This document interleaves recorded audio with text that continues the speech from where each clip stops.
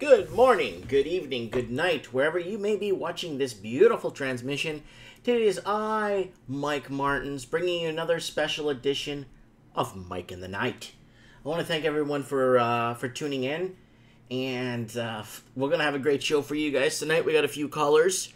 I got to get, sorry, let me just plug in my phone here real quick. I got to get Brooke on the phone. Her boyfriend is down in New Zealand, and he's going to give us a little bit of a quick insight on what's happening with the construction down there.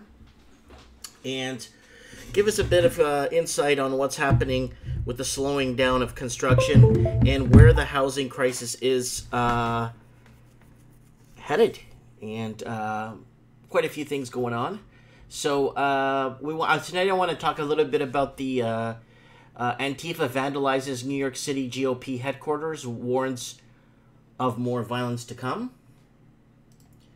Then, what's after that? Vancouver City Hall refers to WeChat vote buying scheme to police. Looks like people are trying to pull election fraud. And then Facebook deletes more than 800 politically related accounts pages. And then libertarian and police accountability pages deleted on Facebook Purge. Mold, sweet mold inside New Zealand's housing crisis. So, lots going on, guys.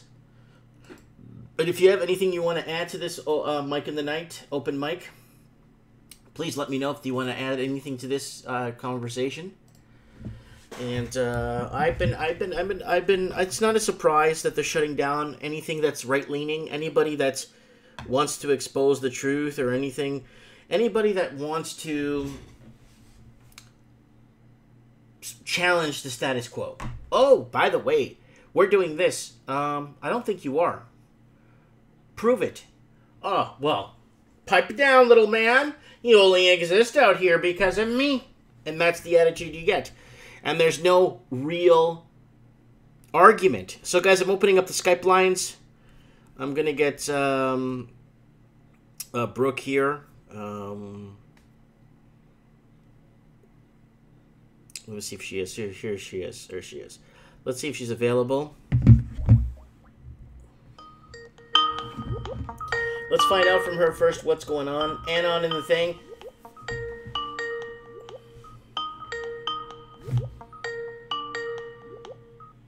Let's see if she picks up. Hello? Yo! Oh, hey, man. How are you? I'm good. How you going? I'm doing good. Are you okay to talk, or are you in the middle of something? No, I mean, we're free to talk. Hello? Hello? Hello? Hi. Sorry. Yeah, welcome. How are you? Good, thanks. Okay. My name's Josh. Okay, Mr. George, you are live on the show, and I like to catch people off. I like to catch people that are not ready. You know why? Because usually people have what they have to say usually comes to them better when they're not. You know, when you're sitting there preparing to say something, it never comes out right. This way, I just get you off. Not prepared. So what's going on, buddy? Tell us what's going on. Just first off, my name's Josh. Josh. Okay. Yeah, sorry. Just trying to get ahead in life.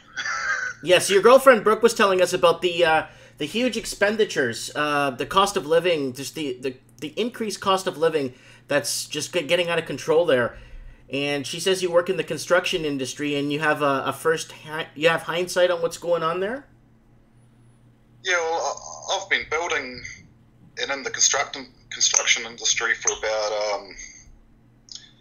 about 15 years now. Okay. And yeah, it's getting pretty crazy. Like,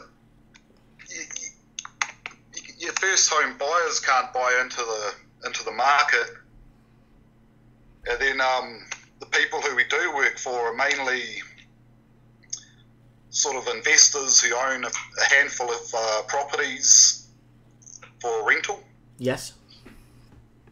And then, so we do a lot of renovations on old villas. Mm-hmm. Are you finding a lot of black mold problems or poorly constructed renos when you're going through homes and when you're restructuring? Are you finding a lot of crap? Oh, yeah. Yeah, there's a lot of black mold. Well, probably 80% of the houses that I go into, there's some trace of black mold. Yeah, because that's pretty toxic, because I have a couple of articles open here. Mold, sweet mold, inside New Zealand's damp housing crisis.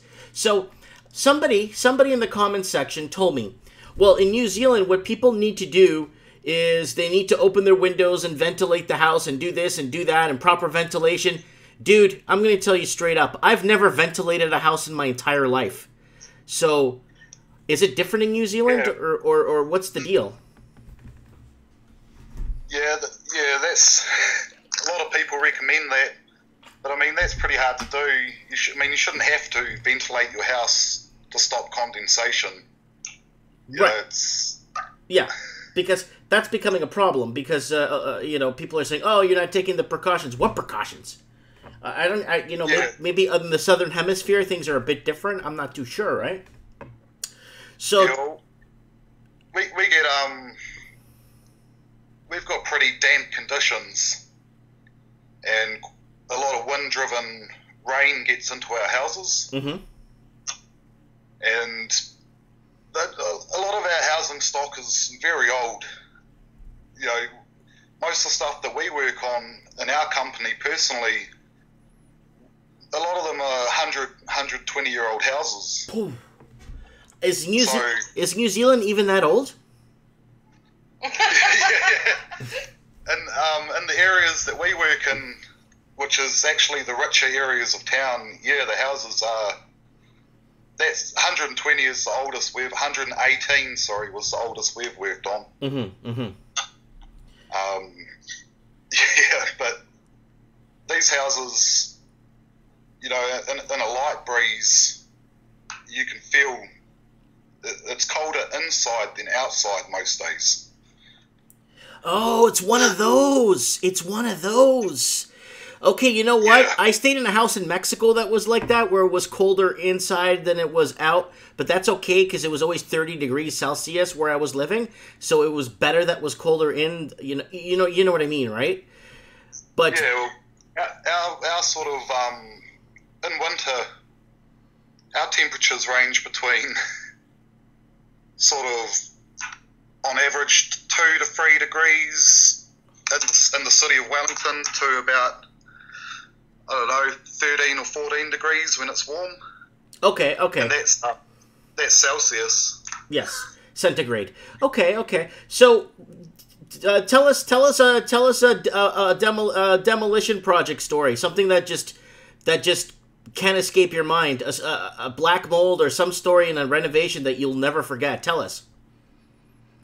Well, just on a house that we're working on at the moment, Mm-hmm. it's a Austrian kit set house that's had a renovation added onto it, and we were just going to alter a few walls. And when we took off what we thought was going to be jib, it was actually just a 5mm thick hardboard over the top of sort of 7mm thick tongue and groove, real brittle board, and the walls had no studs inside them. And it has a concrete tiled roof. So Okay. we were kind of shocked that the house was even standing. But what if you if you get thrown into a wall? What happens? Well, there's a good question. We were joking all day that one of us could just put our head through it. So, But then, is this house like 100 years old or something, or is it an older home? Is that why? Or this house is only, I think it was made in the 60s. wow, Brought over and built. wow. But like our average sort of job, we take apart, houses that are maybe on average 80 years old, and when we open them up, there's no insulation. Well, are these people against? Are these people against? I mean, is there, like I asked the last person I spoke to, is there some sort of a boycott or embargo against insulation coming into the country, or what's like? No, that's insulation is not that expensive. The problem is that we've got a lack of tradespeople. Ah. So that's forcing the prices up. I mean, it's good for me because. You know, there's less of us around, so I get paid more. But at the same time, there's just so much work that could be done that can't be done because we don't have the workers. Oh, so there's a shortage of manpower. Not manpower, skilled power. Skilled trades. Where's the skilled tradesmen going? Are they fleeing to Australia or? Yeah, a lot of our tradespeople move to Australia. They just pay better. It's better lifestyle there for a lot of people. Okay. Because I'm getting a lot of it is definitely warmer. It's further north, but I'm getting a lot of feedback from the people in Australia that the cost of living is just horrendous there, just like where you are, and the cost of living is out of control, and it's almost impossible to travel because the price of everything's so damn expensive. Yeah, well, I mean, to buy petrol at the moment, it's. What was it? $2.60, I believe, a litre. Wow. Do you own? Yeah, I mean. Do you own shares in a petrol company? Me personally. I'm joking. It's a joke. It's a joke. I would buy shares. I wish I did. But wow. So we'll get the comment section rolling, guys. Any questions you guys have, please. Let me know. He's down in New Zealand. He is a construction worker. So can you give us a ballpark figure what it costs to build the average home there? What are we looking at? 3-bedroom, 2-bath? Or 3-bedroom, 1-bath? 1-story, I guess. The average home in New Zealand would be a 3-bedroom, 1-bathroom, maybe a garage. And you're looking at about 130,000 to build new, 140. Okay, so it's very reasonable if you own land. Yeah, the problem is that getting land in areas where there is, good infrastructure, good foundation, work opportunities, it's kind of tricky because most of the work for the last sort of 20 years has been in the large cities. Yes. So all the rural areas have just been left behind. Interesting. And now that the pricing for housing is so expensive in the cities, the city people are moving back to the little towns. Yes. Mass exodus. There's a mass exodus right now in Auckland, and in where's that other city there? There's a couple of cities where there's a mass exodus right now. Yeah. Wellington, where we are, a lot of people are moving out of Wellington. A lot of people are moving out of Auckland. Yeah, just the two big cities. And also a lot of people are moving north from the South Island. So the South, the South, because I spoke to someone from the South Island from Christchurch the other day. And I was getting filled in on what's going on with the black mold and the whole meth testing crap. And that's a lot of stress on the family, man. That's a lot. So you guys are planning on moving? Are you moving out of town? Are you moving like really far from where you work, or is it going to be feasible, or? Well, where we're moving is back to my hometown where I was born, where I was brought up. Okay. And as it is, there's a lot of people moving there from Auckland and buying the houses, and there's a lot of renovation, and the city's actually starting to improve and build on what it used to be. Yeah, a lot of work for you too. Lots of work involved. Lots of work available for you. So I'm hoping to take advantage of the whole situation. Yeah, no, I hear you. Yeah, I hear you. And yeah, take advantage of that. Don't, get in there, get some business cards made, do some side jobs too. Side jobs pay well. If you could do weekend, just like, hey, if somebody needs a window installed, or somebody needs to do something with some just, concrete or something, just do it, man. If you can. Yeah, well, that's what I do, when I'm not relaxing in the evenings after work, then I'm trying to make money, so... So so the question is that a lot of people, I guess, are leaving these major cities, but why are people fixing homes in your? I mean, are they re-renovating so they could sell? Are there people fixing to sell to get out of the market, or people are fixing to rent out? I think there's a lot fixing to rent out that I know personally. Mm-hmm. But also there's a lot of first home buyers that just can't buy in the cities, so they have to move to these small towns. Mm-hmm. And but the prices in the small towns are skyrocketing. In the last year, the average price where we're looking to buy has gone up about $50,000. 50 large? 50 large. That's a lot. That's a lot of money. Yeah, 3 or 4 years ago, before this sort of bubble started really kicking in, I was looking at houses there to buy. This is in my hometown of Wanganui. Okay. And the average house price there for a 3-bedroom with a quarter-acre section and a garage, fenced off, you're looking at about $70,000. Okay. Within about 3 or 4 years, that skyrocketed to $180,000 to $220,000. Holy smokes! So these houses aren't. And the thing is in the cities, most people are having to spend something like $100,000 over retail value, over the actual estimated value of the property in the house, just to buy the house. Just to buy the house. That's happened also in for example, in Australia. A lot of people left Sydney, and a lot of people actually went out to Tasmania, to Hobart.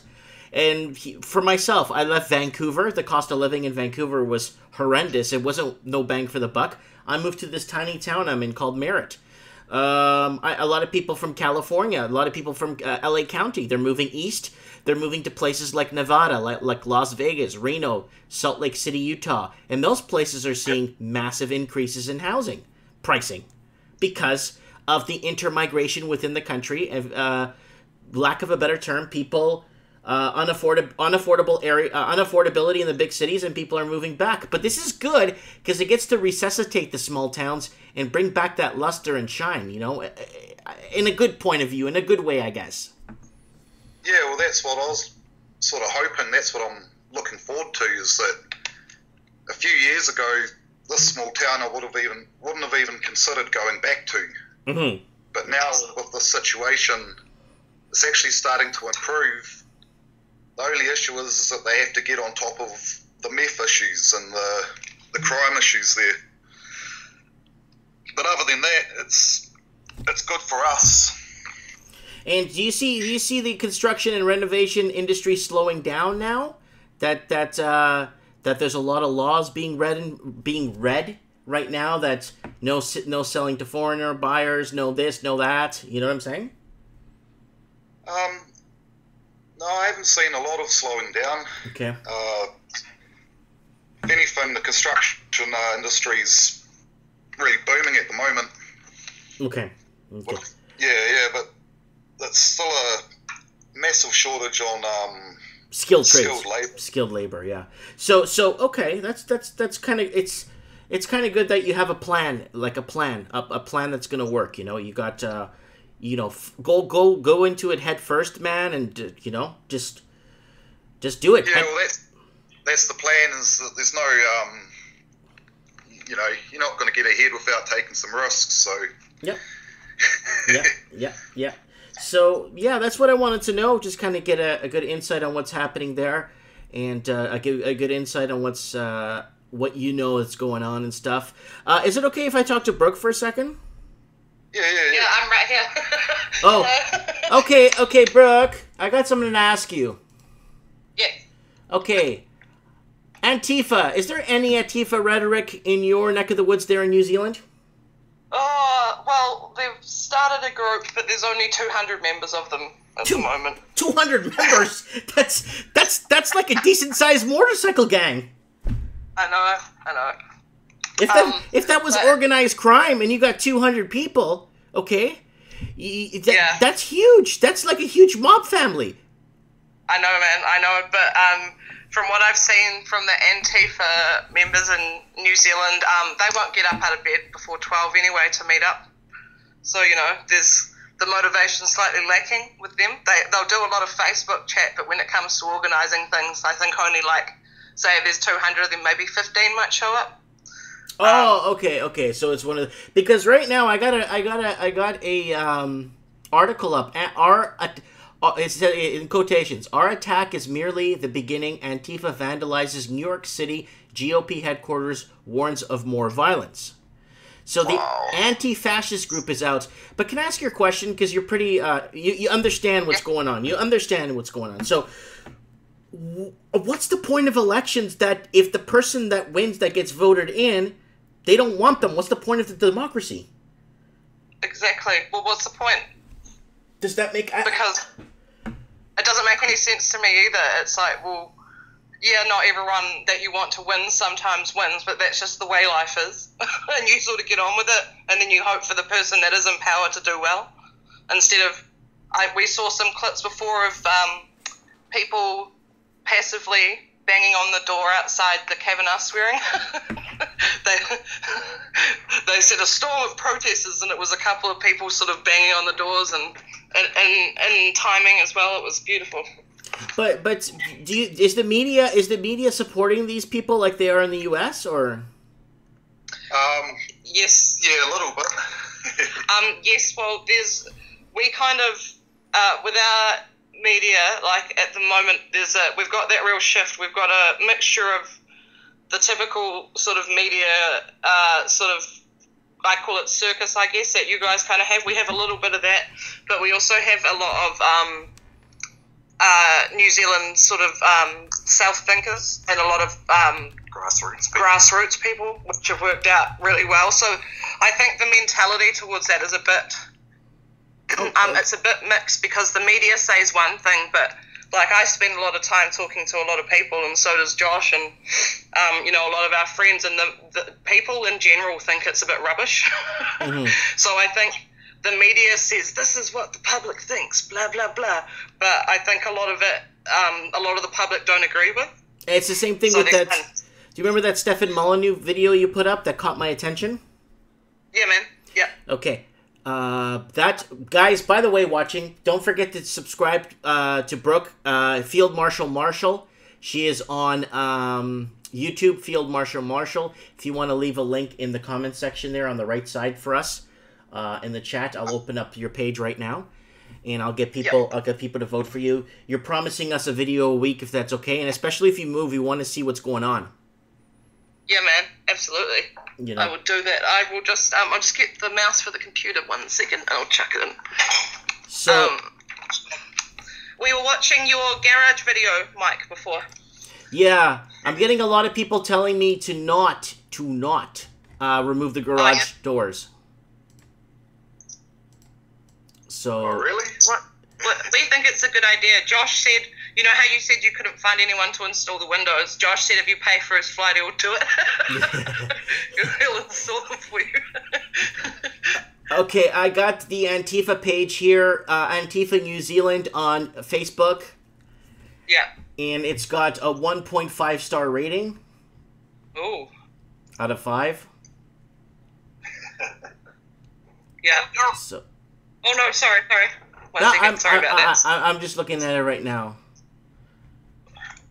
Antifa New Zealand, Proud Boys, Antifa Fascist. Wow, they got AK-47s? Yeah. Holy smokes! I don't even think Fidel Castro army had AK-47s. So, what's the gun laws in New Zealand? I mean, can you carry a gun, open carry? No. And they mustn't be. They can't. Is that real guns? Oh my god. I haven't seen this, but... Is that real guns, Mike, do you reckon? I think. We've got really strict gun laws in New Zealand. And you definitely are not allowed to carry on the streets. So you can't even have a sidearm, like a sidearm? No. You're not allowed to have any weapons of any description. Interesting. And if the police view it as a weapon, like something that, like say for example, if you're a tradie and you had a steel pipe in your car, and you got into an altercation with someone on the way home and you didn't use a steel pipe, the police can still consider that a weapon.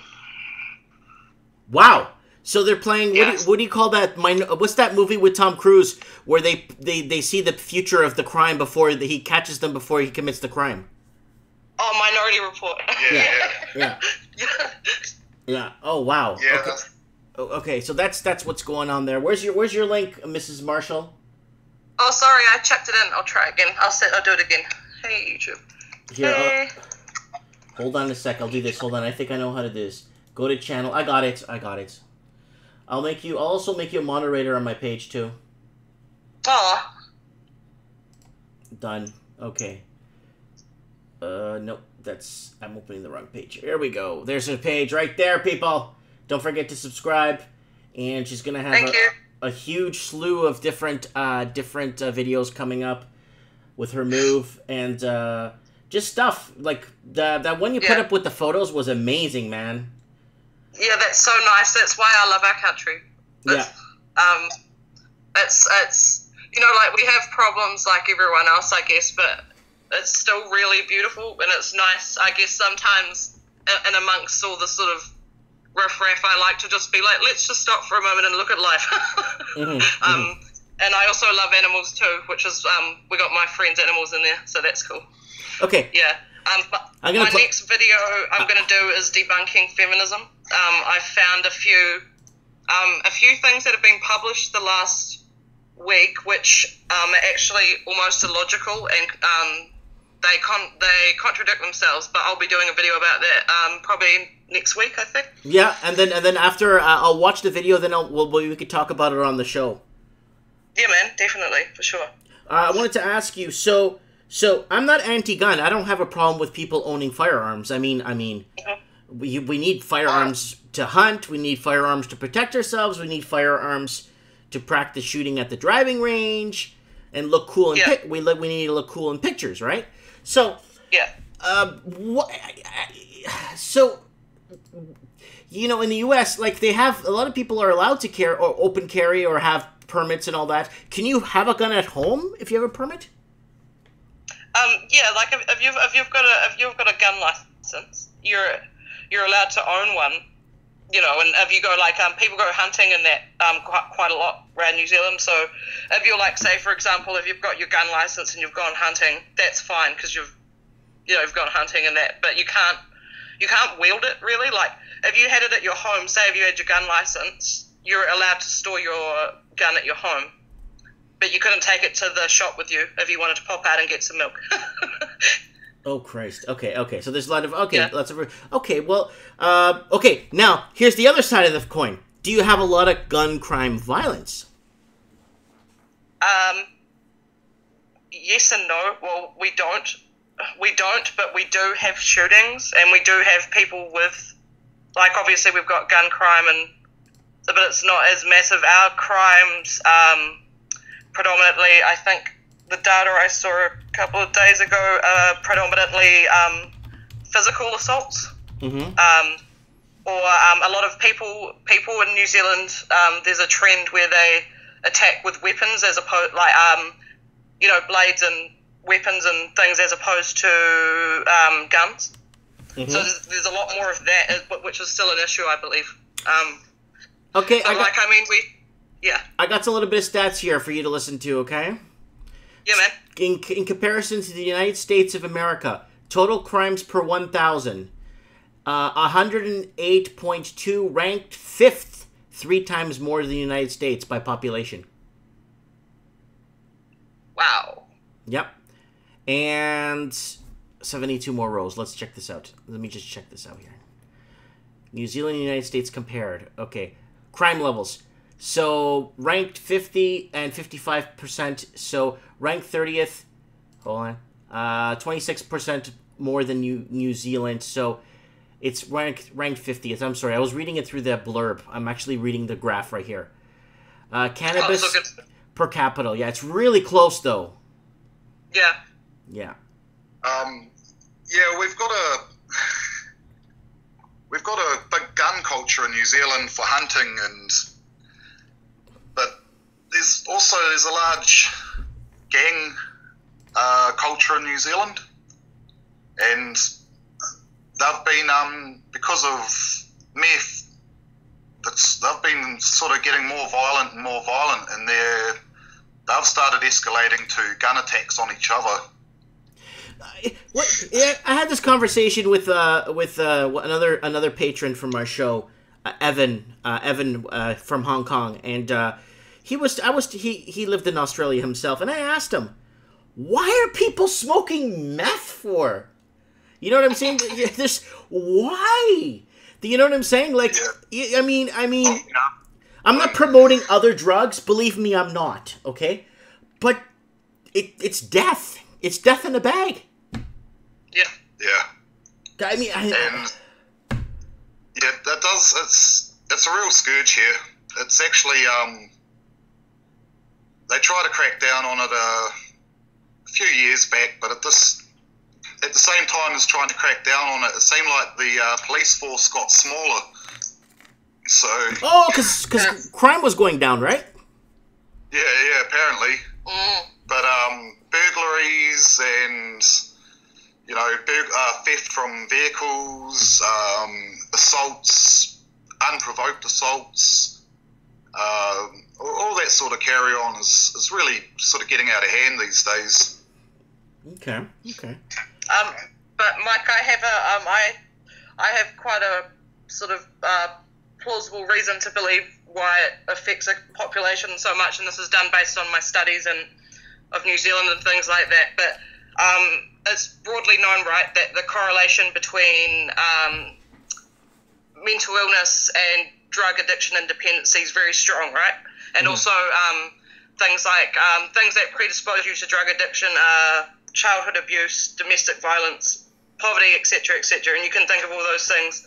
Now, one of the reasons I reckon it works so well in places like New Zealand is in New Zealand we have one of the worst suicide rates in the world.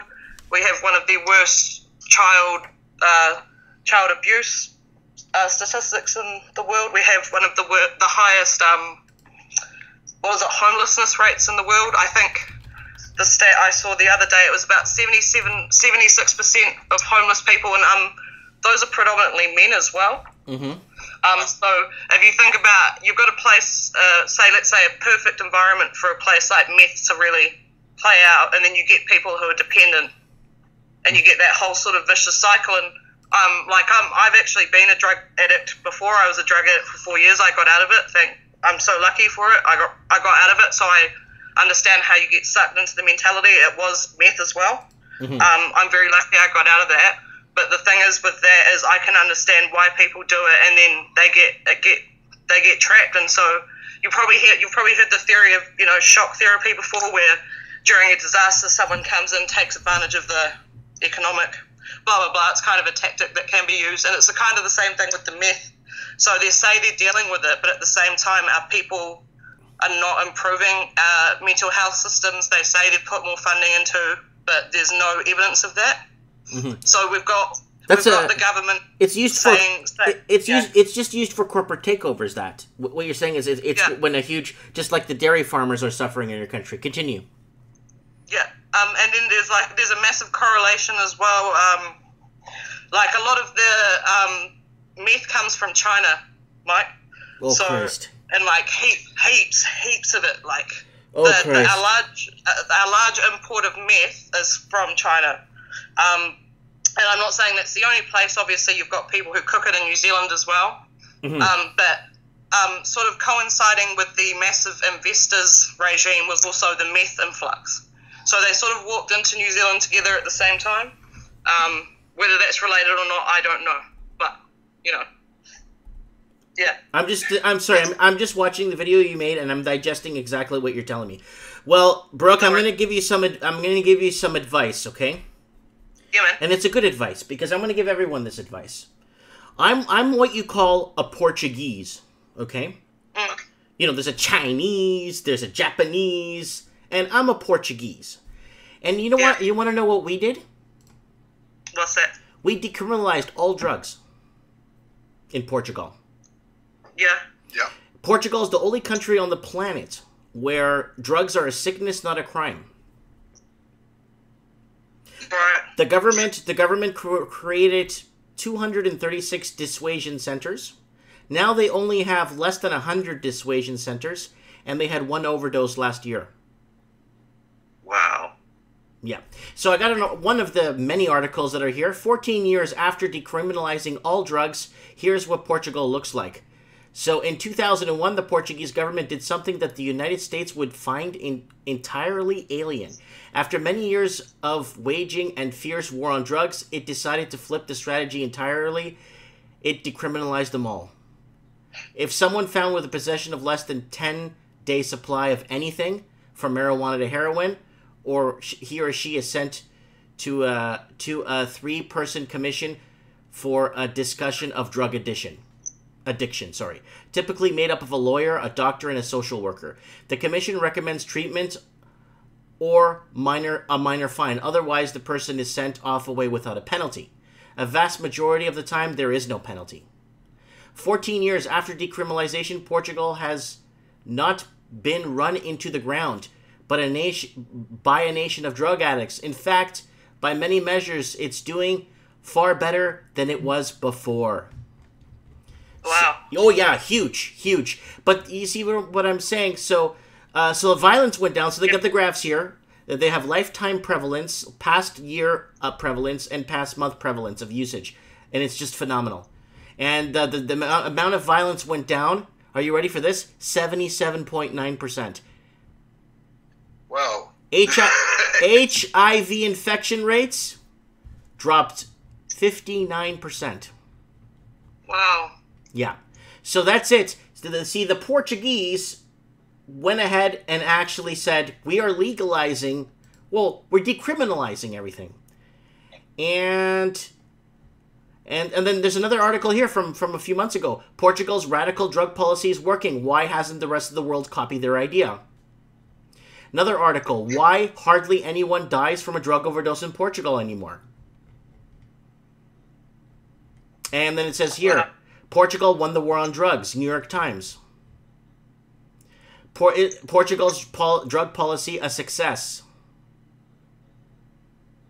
So that's the problem. Drugs are a sickness, and the only person that got up and actually said something about that is, Jesse Ventura? Yeah. The former governor of Minnesota. Well, he's the only one that stood up on RT, Russia Today, and CNN, and a couple of other big news outlets and said, we got to do what the Portuguese are doing because 14 years later, it's working. Yeah. Yep. So... Yeah, I actually saw that same video clip. Yes, and it's very important that people understand there's ways of doing things. So in your opinion, Brooke, why aren't people applying this if it's shown to work? Why?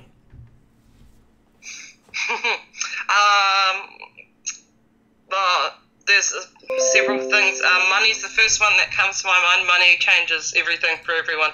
But who stands to win in this? Who is winning in this? Not the people. Okay. I think the government's winning here somehow. I mean, our prison system is filled with young Māori who 95% of, smoke weed. A lot of people go to prison here for really minor drug offences. But doesn't that throw a stress on your system and taxes and all that stuff? Yeah.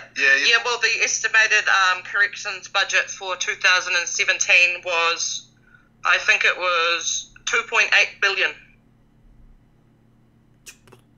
What? Say that again? 2.8 billion in prison costs? Yes. Pesos? Or dollars? Dollars. Oh. Dollars. Yeah, and when people get out of prison and try and get jobs here, you just get penalised. So it's hard. It's hard on people. It's hard on society. And most people, because it's so difficult to get a job straight out, they just go back. What else are they going to do? They got a family to feed. They're fresh out of jail.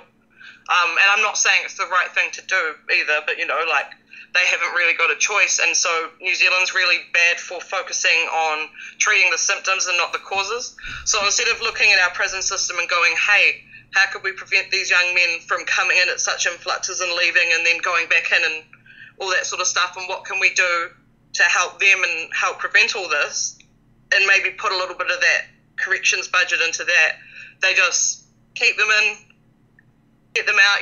They're out for a couple of months and then they go back in and they get stuck into that cycle. Some get out, some don't. So there needs to be something that's preventative as opposed to just waiting for all these people to go through the system and whatever else they go through and then go, well, now we'll pay for the prison, instead of maybe preventing them from going to prison in the first place. Well, you see, if they legalize it, if they legalize or decriminalize all the drugs, what happens is they could regulate it better. Yeah. Then if they could regulate it better, then they could stop underage people from doing drugs. Absolutely, yeah. And then if people don't get arrested and just go through go to a dissuasion center for 3 days or 2 days and speak to a lawyer and a doctor and a counselor. Yeah. I think that's better than spending an absorbent amount on incarceration costs. Yeah. Wow. Yeah. Wow. That's yeah. Because the article said if you have more than 10 days supply of drugs, they'll take you in and question you. But if you have less than 10 days on you, they don't care. Oh yeah, that's reasonable. So I mean, like, if you've got more than 10 days worth, you've got something planned, right? yeah, it's intent to traffic, right? Yeah. Wow. So yeah, let's that's pretty yeah. And I want to ask you about Facebook's page Purge. How do you feel about that? What are they? Well, I haven't been keeping up with that. What's happening? Well, they deleted 800 accounts, right-leaning accounts. Really? Yeah. That sounds about right. Well, I deleted my Facebook about 3 months ago, so I deleted my own page for them. Well, no, it's a lot of right-leaning. So actual pages that had 1 million, 2 million subscribers. Oh wow. Yeah, I'm talking about the big boys, the ones that sway the elections. Wow. Yeah, so I'm pretty shocked. Read up on it. You're gonna be actually kind of shocked of what's going on and how much they're working on deleting democracy. Yeah, well, it seems like they're doing that here as well. Yeah. Are they? I know. Can you go to jail for talking about another religion by chance? I'm pretty sure there was something. Yeah, about that. We've got I don't know the name of the clause. We've got the anti-hate speech. We've got the hate speech clause in the human rights part of the law. I can't remember what it is exactly. But the free speech laws and things in New Zealand, I looked into this before I did my video because I was like, well, if I say something, I go to jail. That would be the opposite. So I looked into it, and it's more or less saying that we have free speech, but if it is considered, what's the word they used? To be if it's considered to be worthy of prosecution, it can be considered hate speech. So that, I don't like that, because that means that whoever's maybe accusing you of hate speech, or whoever they're related to or involved with, if they're determining what that is, that changes things. Because, say, for example, what someone else might think is hate speech, I might not think is hate speech. I might just think is free speach. Do you know what I mean? Yeah. Well, because I keep bringing this up every time. Sorry about that. Every time I bring up all the time. Just because you're offended, it doesn't mean you're right. No. So I don't know what the heck is going on. So I think I don't understand, Mike, because I'm just assuming here. Correct me if I'm wrong, but when I was growing up, and maybe when you were growing up, if someone hurt your feelings or you said something that they didn't like when you were at work, you do there's a couple of things you can do. So if someone says something rude to you, you call them on it straight away. You go, don't talk to me like that. There's that. Or you can ignore them. And a lot of the time you end up ignoring people because it's like if they're like a fly buzzing. Sorry, somebody keeps calling in. Somebody keeps calling in while you're talking. Sorry. Continue. You're like a fly on the wall, or? Oh, sorry. No. Say, for example, someone said something that's upset you or hurt your feelings, or they're around you and you can't make them leave. You just ignore them, and after a while, it doesn't do anything. If they continue to pester you, then you say, hey, leave me alone. And after the leave me alone, if they just keep harassing you, that goes to borderlines of harassment, and that's fine. But you just sort of get on with it. Like, I was a chef for 8 years, Mike, so I worked in a kitchen. There was no niceties at all. It was swearing. It was loud. There was heat. Yeah. There was no civics. There was no the language that we use in a kitchen. I couldn't use in an office, for example. Like, when things come in, everyone starts yelling. You get sworn at, but you don't have time to cry or anything because you've got a full restaurant. And I mean that's different. But you should kind of treat life that way, unless someone's like really harassing you. You just don't give them power. Because if you start listening to all the negative things that make you feel sad and blah, blah, blah externally, that means you're breaking down within yourself. And part of about like building great self-esteem is being able to focus on yourself as a person. And even if negativity comes around, you just sort of just swat it away. And then obviously there's a line. So if someone incites violence, that's different. I think that's something we can all agree on, right? Like, but apart from that, I mean, it's people's feelings and all these safe spaces I don't understand.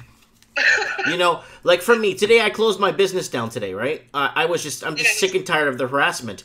But it's been going on for a year and a half, and there's nothing I could do about it. So it's like, okay, I'm done. There's better things in life there's better things I could be doing, right? So prioritizing your energy on something that's going to help you. Oh yeah, there's so much. There's a sea of things out there to do. A whole sea of money to make out there. There's just so much opportunity out there. I'm just okay. I did what I did to basically give something to the community.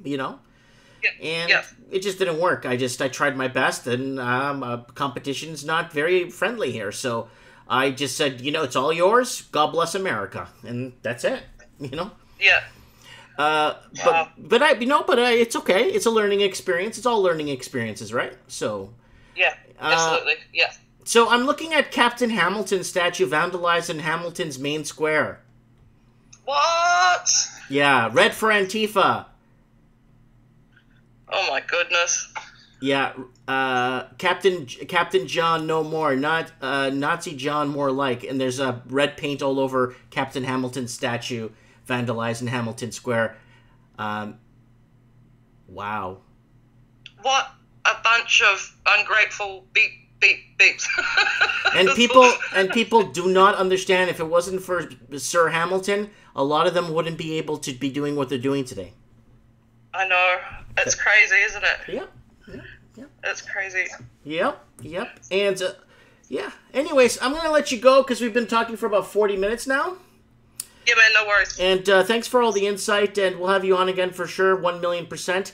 Guys, don't forget to subscribe here to Brooke's channel. She's going to be doing a video a week of, so if you want to kind of see what's happening in New Zealand and what is beautiful photos. Wow. I saw this already, but it's really nice. I've seen this like 3 times already. It's nice, eh? It's good. Yeah. It's even better when you're there. Yeah, it is. Of course it's better when you're there. So yeah, I'm going to, one day I'll ship you out a case of Dorito Cool Ranch. Oh man, can you please? I don't know. I don't know how customs will. I don't know if customs will let it in because it's food. Yeah. That's the. Yes. And our one of the good things about New Zealand is that our biosecurity is phenomenal. Like.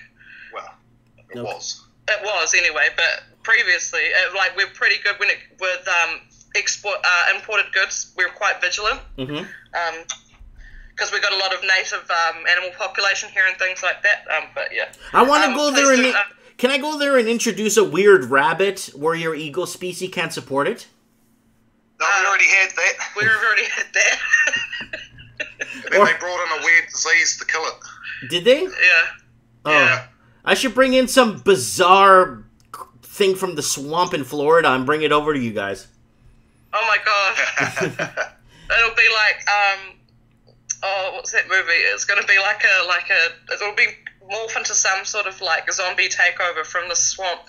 And it will just start the world apocalypse, Mike. Yes, yes.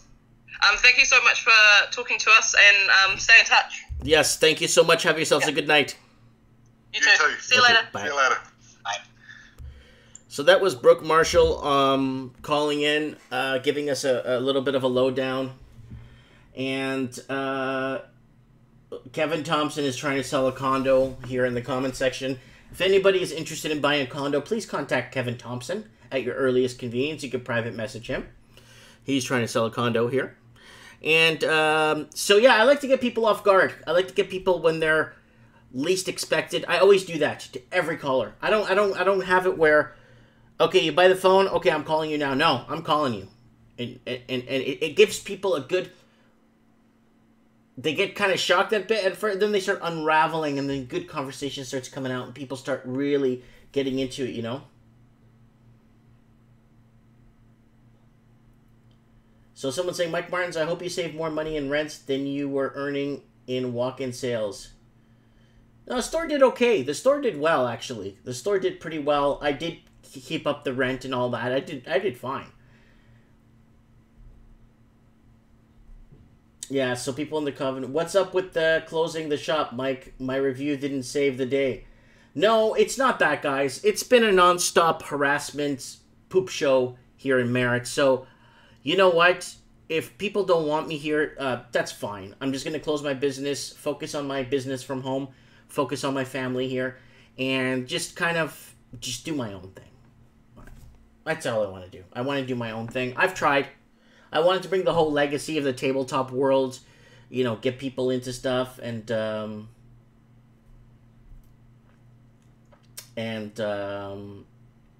it's time to move on to bigger, better, greener things.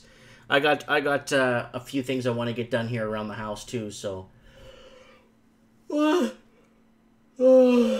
would say move to Oakville, Mike. No, I don't want to move to Oakville. Oakville, Ontario. No, that's not going to happen, guys. I'm not moving to Ontario. And so this Facebook purge, and Antifa vandalizes. Rex Cohen keeps calling in. Let's call Rex Cohen and see if he's out of jail. Oh, there he is.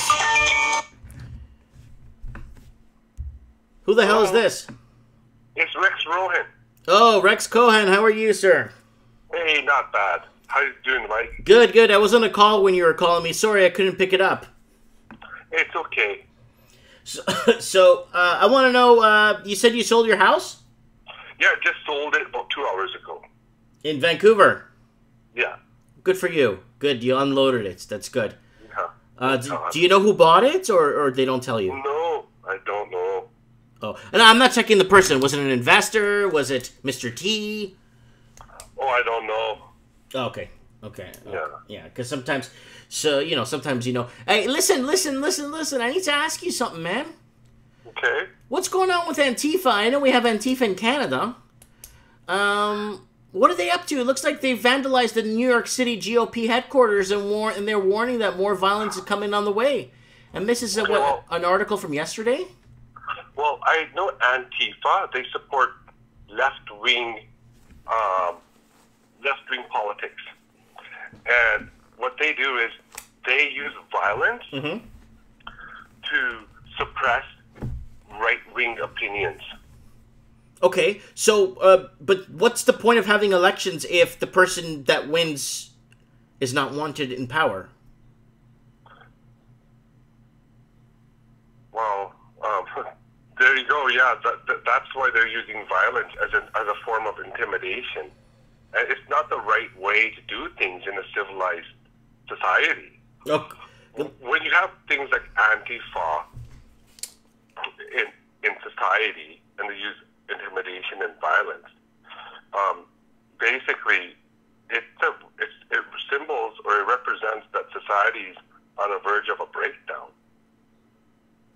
Well, okay. Good news, guys. We got Lord Humongous here.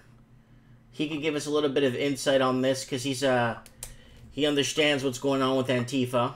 Because a lot of these guys are in the United States of America that are in my comment section here, so they understand on the ground. Canada does have an Antifa movement. We brought up the New Zealand Antifa here, Antifa in New Zealand.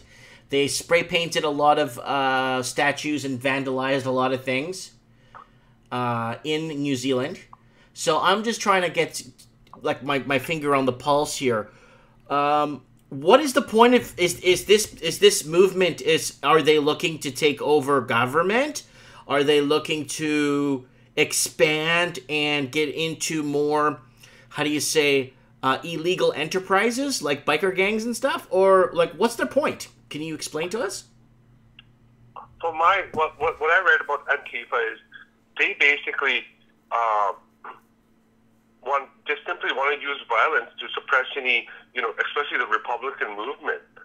So they support, they're mostly Democrats, and it's another tool in the Democrats' pocket to ensure the Republicans are intimidated, the Republicans are threatened, so the Republicans stay home and they don't vote.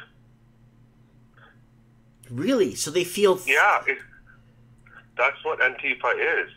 It's another wing of the Democratic arsenal. Okay, I'm just trying to digest what you're telling me here. So it's springing up in all English, mainly English speaking countries. But the movement. I understand what you are telling me. It makes perfect sense. I get you, but it just doesn't make any sense. Like, it just doesn't make sense. Well, I read somewhere, and I don't know where. I should have emailed you the article when I saw it. They said by 2032, America will be in a de facto civil war. And with the movements such as Antifa, now you also have seen, or you probably have heard of Hillary Clinton, and she stated that, we can't be civil with the Republicans. Like, did you see that statement? Let's examine that statement. Yeah. We cannot be civil. What's the opposite of civil? The opposite of civil Uncivil. is violence, war. Okay, she's calling for it. Yeah, do a search right now on Google. You'll find an article. Just search Hillary Clinton. Mm-hmm. Let's not be civil. And that article will come up. A lot of the Democrats now, leadership, they're all stating, let's bring war now. And this is the only mass protest we're seeing, Holy crap, this is from Ryan. 4 days ago, dude. Yeah, 4 days ago. Holy crap, let's play this. Oh, it's too long. It's like 14 minutes long. Democracy, not just in the United States, but also around. It's from Clown News Network on CNN. Yes. Counterfeit News Network. Okay. So let's not be civil. It's like, if you're not going to be civil, that means civilization. The first 4 words of civilization is civil. Mm-hmm. So basically, a country is based on civilian rule. Especially in the Western civilization. So it's civilian. It's civilian rule. Being civil is a cornerstone of Western democracy, of Western society. So when you're uncivil, basically, you want to use war, use violence to suppress other people's opinions, to suppress another party. And that's not what America is about. It should not be, how America was founded. It's not based on being uncivil. So this is a very bad pattern that we're seeing where leaders such as Hillary Clinton are telling their people not to be civil. So now you're going to have movements like ANTIFA. You're going to have more protesting. You're going to have more riots by the Democrats. How they get their way. They will fight to get their way. But, okay, let me ask. So, okay, I understand. Like, I get it. It just seems like an entire lost cause. Well, yeah, I heard. They're saying that what's happening in America today. What's a lost cause? The Democratic movement, the way Hillary Clinton lost. How they failed to unseat Kavanaugh at the Supreme Court. When the Democrats have lost, and now you're seeing a whole new movement called the Walk Away movement. Oh, what about Me Too? What about the Me Too movement and I Hate Yellow movement and what about those movements? The Walk Away movement, if you look it up right now, look it up on the internet. The Walk Away movement, it was founded by an individual who was a Democrat, but when he seen the violence and the hatred and the Democrats used, he walked away from the party. And now his movement has a huge following. So many people are walking away from the Democratic Party because of the violence that it instills and it brings, such as Antifa and the mob rule. Even, there's such a mob mentality with the Democrats. And you know what? If this continues, I think they're going to lose a lot of voters. And the remaining Democrats may resort to extreme violence.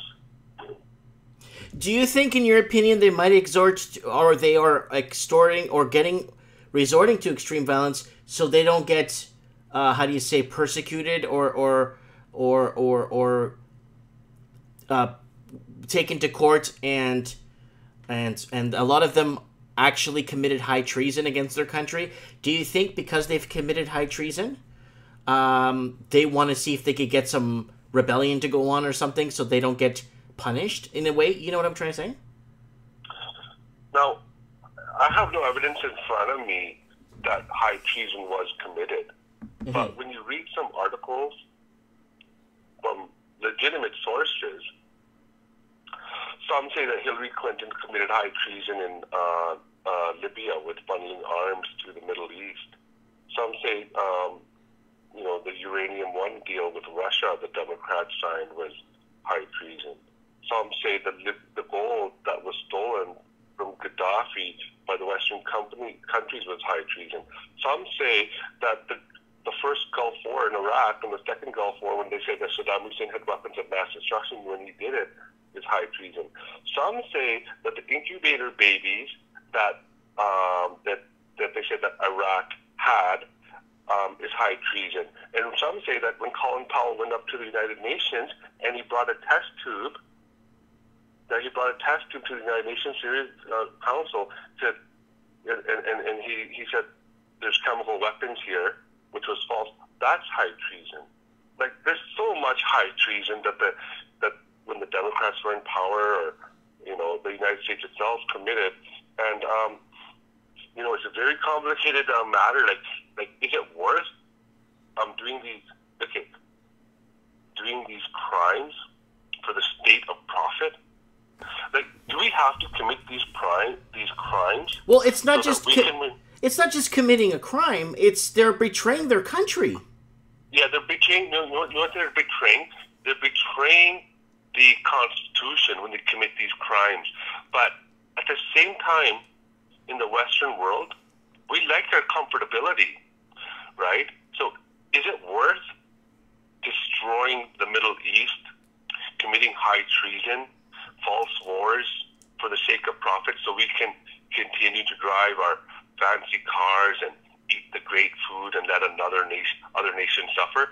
That's where the balance has to come in. I think even the Republicans will continue some of these crimes, so we can continue to live this life here in the West. Now we have to ask our listeners. Is it worth it, or would you like to see the world fair, or would you like to take advantage of poorer countries and poorer people so we can maintain a nice, comfortable living standard? That's a very deep question, Mike. Mm-hmm. I ask you, how do you feel about that? Well, I'd like to see a balance in a way where every country that can contribute is allowed to. That's the problem. Okay. Now let me explain to you what I'm trying to say. Okay. So in Portugal, they're banned from growing oranges. They're banned from growing tobacco. They're banned from growing so many crops because the European Union is telling them that they can't do it because other countries are going to take that business over. So once a country starts getting isolated and put in a position where they're not allowed to do what they've been doing for thousands of years, and then now they're not allowed to do what they do best, I want every country to participate in what they do best. And a lot of countries are being shut down and not allowed to do what they do best because other countries want the monopoly. And that's a big problem, and that's why it's not fair. Yeah, and it's very complicated. The world's just gotten so complicated now with big money's at stake now. And,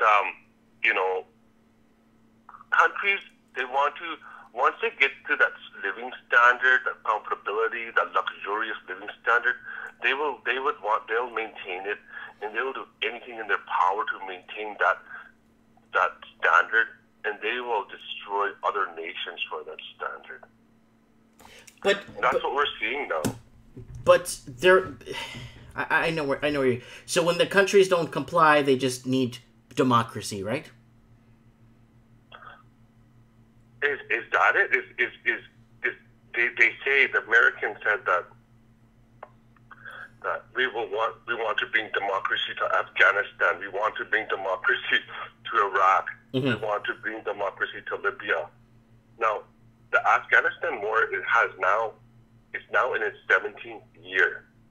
They still haven't brought democracy there. When they first went into Iraq, it was in 1991. There's still kind of a hairy-fairy democracy there, right? And it's not true democracy either, because all the elected officials are backed by powerful oil corporations from the West, like ExxonMobil, British Petroleum. British Petroleum used to be called the Anglo-Saxon Oil Company in Iran. Yep. They took when that oil company was formed, they took all the oil out and gave it back to the folks in England. That was in 1972, right? Before that, the Anglo-Saxon Oil Company. Oh no! But I mean, it pretty much changed. There was a revolution in the 50s when they overthrew the Shah, and then there was another revolution, the Iranian Revolution in 1979. That's right. But the Anglo-Saxon Oil Company had office in London, right? They basically it was formed to take oil from Iran, not give it to the citizens, and take it back to England. The Iranians kicked out the Anglo-Saxon Oil Company. Then they changed their name to British Petroleum. So that's the history of BP. Mm-hmm. The Iranians wanted the oil for themselves, so their country grows, right? And now you still have sanctions on that country. That country has sanctions today because the oil is not going to the West. The oil is staying in Iran. Now, how is it staying in Iran? I don't know. But I suspect it's better than how the Anglo-Saxon Oil Company was operating. You can look that up in Wikipedia as well. You'll find out all about that. That's a very interesting. So now these oil companies are backing politicians that get elected in the Middle East. Of course. What if they don't get elected? Do they have to give their money back? If they don't kill, if if the wrong person is elected, you know, you'll probably see like the Secret Service, Mossad, CIA, Al Qaeda to just blow these people up, to kill them off. Mm-hmm. Okay, so now I got a question for you. What do you think about the Facebook purging? 800 political pages. 800 right-leaning political pages taken down, deleted. Millions and millions of people removed from groups.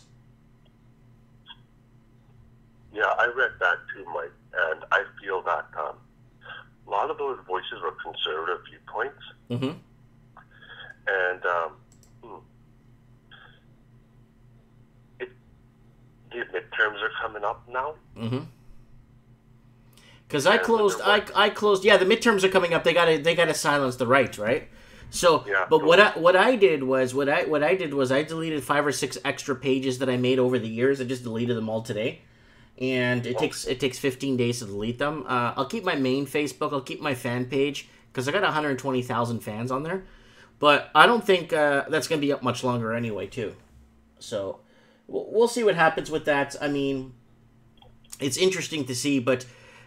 What's the whole purpose of democracy if they're going to be I mean, there's no. How do you hear two sides of the story if there's what's wrong with questioning the status quo? That's what the right does. The right questions. Hey, I don't believe you're doing this. Can you prove it to us? No, you can't. You're a racist. But how do we find some sort of an agreement here? Exactly. They don't want anybody challenging the narrative. So sometimes those Facebook has deleted those conservative views because they don't want to challenge. They don't want people to challenge the narrative. It's really, and you know what? Facebook is its own company. It's its own company. Yeah, they're a public traded company. There should be some regulations about it. But it's very difficult. It's not a government entity, and it doesn't follow the constitutional guidelines because it's a corporation. No, I don't even have a Facebook account. I never joined Facebook. Yeah. I'm thinking of actually deleting my Facebook too. I'm not kidding. Just keep my YouTube going, and that's it.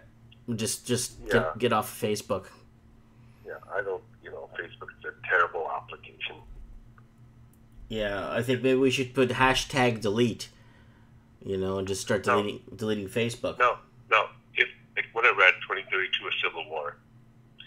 If that's going to happen, it's best to stay off Facebook, because all that information, by the time it's a civil war, whether it's 20 years or 30 years or even 10 years from now, Facebook will use their information, their data. They'll give it to the government, and they'll be like, this person has this view, this person has that view, this person has that view. So once your viewpoints are shared with the government will be coming knocking on your door when there's a civil war / revolution. So it's best to stay anonymous. Mm-hmm. Stay off grid, right? Yeah. And yeah, that's really good. That's some really good insight you gave us. I wonder if Steve the Plumber is here to come on the show. We'll have you on next week, Rex, 100%. Okay. We'll have you on next week, and maybe whatever's going on, I'll challenge you. Sure. I'll challenge you, whatever's going on, and we could be as neutral as possible so my page doesn't get shut down. Yeah. And we go from there. Anyways, Rex Cohan, thank you so much, and congratulations on selling your house in Vancouver. Yeah, thank you. Thank you. God bless you. Bye. Bye. So that's good old Rex Cohan. Anyways, wow. Lots of... I don't even think it's discussional because democracy is put in place. Okay, this is I'm talking about textbook rules. I'm not talking about what's happening. It's put in place, then people go out and vote with their power, and their power gets transferred to who they're voting for. And Anon is calling here. Anon. Hey, what's up? How are you? Yeah, good, thanks. Yourself? I'm doing fantastic. Are you going to buy a condo from Kevin Thompson in the comment section? Oh, yeah, I'll pay 600K, thanks. Tell people, just tell people will where you you give me a loan? No, I don't know. Tell people where you're based out of before we kick off. Sydney. Okay, I just want people to know you're based out of Sydney, and where the housing crisis is the worst in the country. Yeah, I can look out my door and like 75% of all these units are empty. I can look right into them, and they're just like knocking down old houses, but there's like vacant plots where they've knocked down the old houses, but they've just stopped building now. Stop building. They know. Yeah. It's been to a stop. It's halted. So, anyways, I need to ask you: is Antifa in Australia? Oh yeah. I think there was that Lauren Southern and Stefan that came to Australia, and they were faced with that. They tried to shut down their venue. Event. Yeah. Yeah, they went to Sydney, Melbourne, all over. Okay, and, so I'm at the Antifa and top fascists page here in Australia. They got a lot of following on this. For how much? About 6,500. Oh. That's a big following. That's a small army. That's a small decent sized army, right? And if these guys could organize, but like Brooke said in New Zealand, where Antifa is in New Zealand, a lot of them don't get out of bed till lunchtime anyway. No, but I wouldn't trust the figures because you can pay companies to inflate those figures. Okay. I see what you're saying. Yeah. So has there been any Antifa violence in your neck of the woods there, or anything you could tell us about?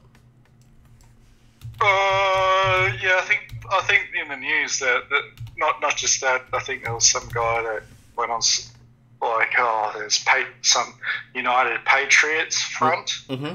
Some guy that ran that, and there's sort of been some clashes, but to hold any sort of event, it's sort of become quite impossible. Like any sort of figure that's on the right that comes here is faced with that. Like from Nigel Farage, I think Nigel Farage from the EU that is against the European Union. That's right. Yeah. He tried coming here, so I think he would have faced that. And so it's very difficult for anyone on the right or centre to hold an event. So, holy Christ! Yeah, I don't really. But at least what I'm seeing here. Okay, you guys have ABC there, right? Australian Broadcasting Channel. Yeah, but it's not the same. It's backed by the government. Yeah, it's always from taxpayers. So it's always broadcasting crap. Yeah, but it's backed by the taxpayers. You didn't get the joke. Oh, yeah.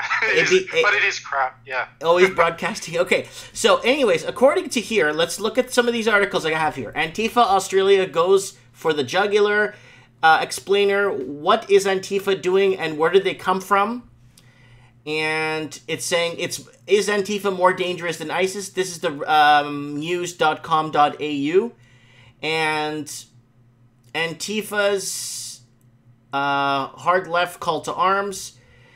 And I'm just trying to see here, what is going on? Like, I mean, is it like, do you have fascism in your country? Oh yeah, it's become a very fascist state. But I don't understand. They say they're anti-fascist, but their antics are fascist. So I don't get it. It's backwards. It's a bit of an oxymoron. Yeah, because I'm not figuring this out. And the same thing when I was on the phone with Rex Cohen, and the same thing when I was on the phone. Rex Cohen's in Vancouver, and then the other girl there in New Zealand. What's the point of having these people? Like, what's the point of having a democracy? Because when you vote the person in, they don't want it. So why do you have voting? Why do you vote for? Well, yeah, that's the thing. Like, so they're against free speech, but they want to have speech. It's strange. Like, yeah. and they just try and shut down these events, and they just screech and scream like children that you can't have a debate with them. They're just like, because they know if they try and have a debate, they'll lose. So it's pointless. Oh, so it's like trying to debate a feminist or something. Yeah, but the thing is, we don't care if they hold an event. They can hold all the events that they want. But if we try and, like, once in a blue moon have some figurehead host something that speaks logic and common sense, like, yeah, they can't handle it. But so, like, they want communism. They want to have all their rights taken away. So, it doesn't make sense.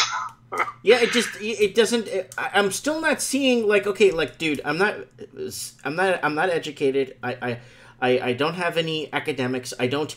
But when I look back at this Antifa deal, like this whole Antifa thing that's going on, and I see it as a business deal, okay? There's not much of a deal there to do. It just doesn't make sense. No.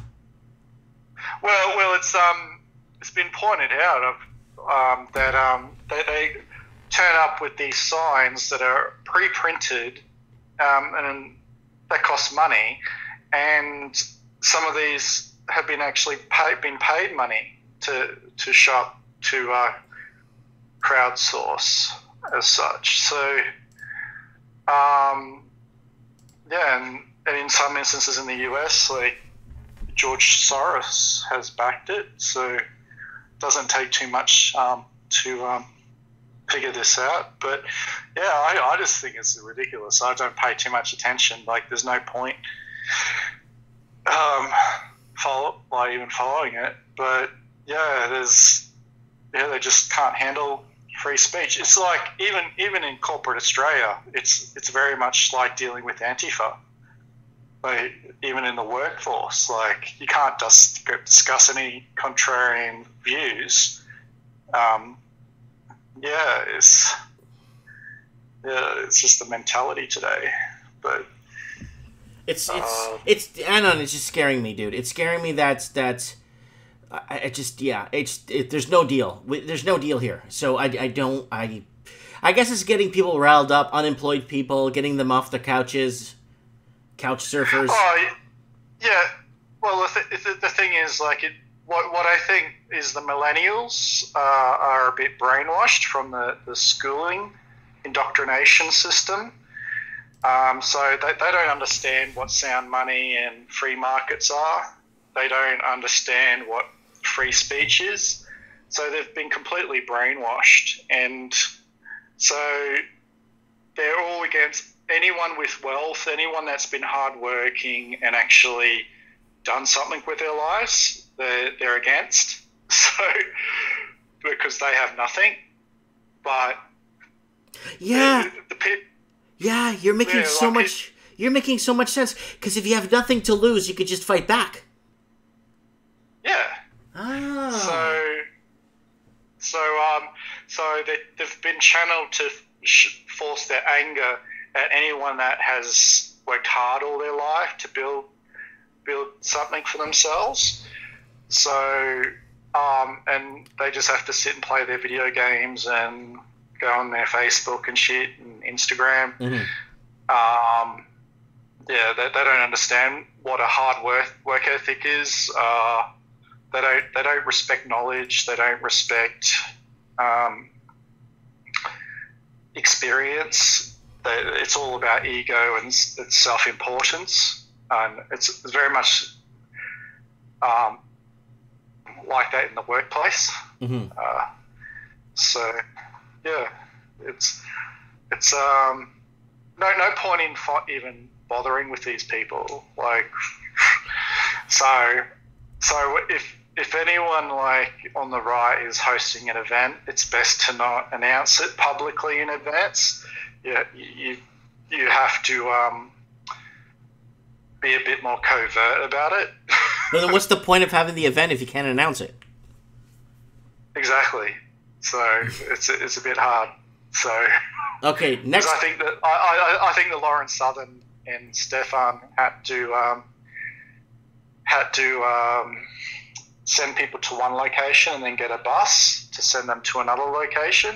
And what they did is Antifa blocked the buses. They stood in front of the buses and everything and all that. So, but it's just strange. You say that there's like hundreds of thousands or something on their Facebook, but at those protesting events, it's probably like 100, 200 or whatever, less than that. That brings So me. it was, Yeah, it brings me back to I know where you're going with this. Yeah, so Antifa Australia growing in numbers. Okay. Anon, I need to ask you. I need your feedback. What the heck is going on with the purging of Facebook right-leaning groups? oh yeah, it's in preparation for Trump's re-election because they want a leftist in there, and the stock market had been going good up until now. I've noticed like I don't have a lot of super, but I've lost like 5% of my retirement fund that's invested in high growth over the last week. 5 points. But yeah, about 5%. Yeah. Wow. Because of all the downturn and everything. So I'm just wondering, should I switch it back to just a cash rate, just to the normal? I would do cash rate ASAP. Do you pay a fee? Yeah. Do you pay a fee? No, it's easy to just log in and switch it over. So I would switch that over. yeah, because it's just like crazy. Because before that, like I could have done it, and I was thinking of doing it, because then the Dow went down because there was a crash in China, and so yeah, the crazy times. I'm just a bit unsure with things like there's a lot of resistance everywhere. So yeah, I'm not making any major moves. The only major move I made today was I closed down my shop. I did it. I made it. I made it work. I did well. And I'm going to move on to other things now, you know. I'm going to move on to bigger, better things. And there's better things to do, you know. I did it. It's on film. You can watch the whole video series. And I watched those clips, and yeah, it's a bit sad though, because it looked like a nice place for people to come together and play games. That was my initiative. That's what I wanted to do. I bring that thing because in Vancouver, when I was in Vancouver, I had one of the biggest shops right downtown, right by Stadium, and I would have people come in and have game nights, and I was on a lot of talk shows, TV shows, promoting getting off the electronics and getting people together, the whole 9 yards. Oh yeah. I would go on talk shows. I would do all kinds of stuff, and I'd give examples of board games to play and getting people rolling dice. You know what? I tried it here. I really did, and it's just not worth it, dude. And I thought to myself, with a headache, but it's just sad. Like, also I noticed like how a lot of people, fans of the show, would travel and come. It's with the amount, you know, my wife's stressed out being pregnant, and I don't have to do this anon. You know what I'm saying? If I wanted to make money, I wouldn't be doing this. I would be doing other things. You know what I mean? Well, yeah, retail's dying. Everyone buys mostly online now anyway, so there's no point.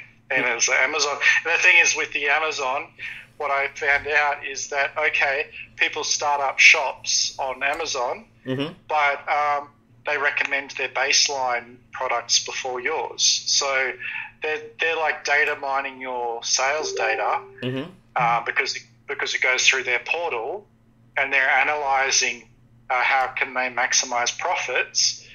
And so whilst you can make some money, they're also gaining insights on how to undermine your strategy. So it's sort of Amazon's got another thing coming with the razor thin margins. We know what's going to happen, right? A lot of the countries are going to start asking them to start paying their taxes because they're not.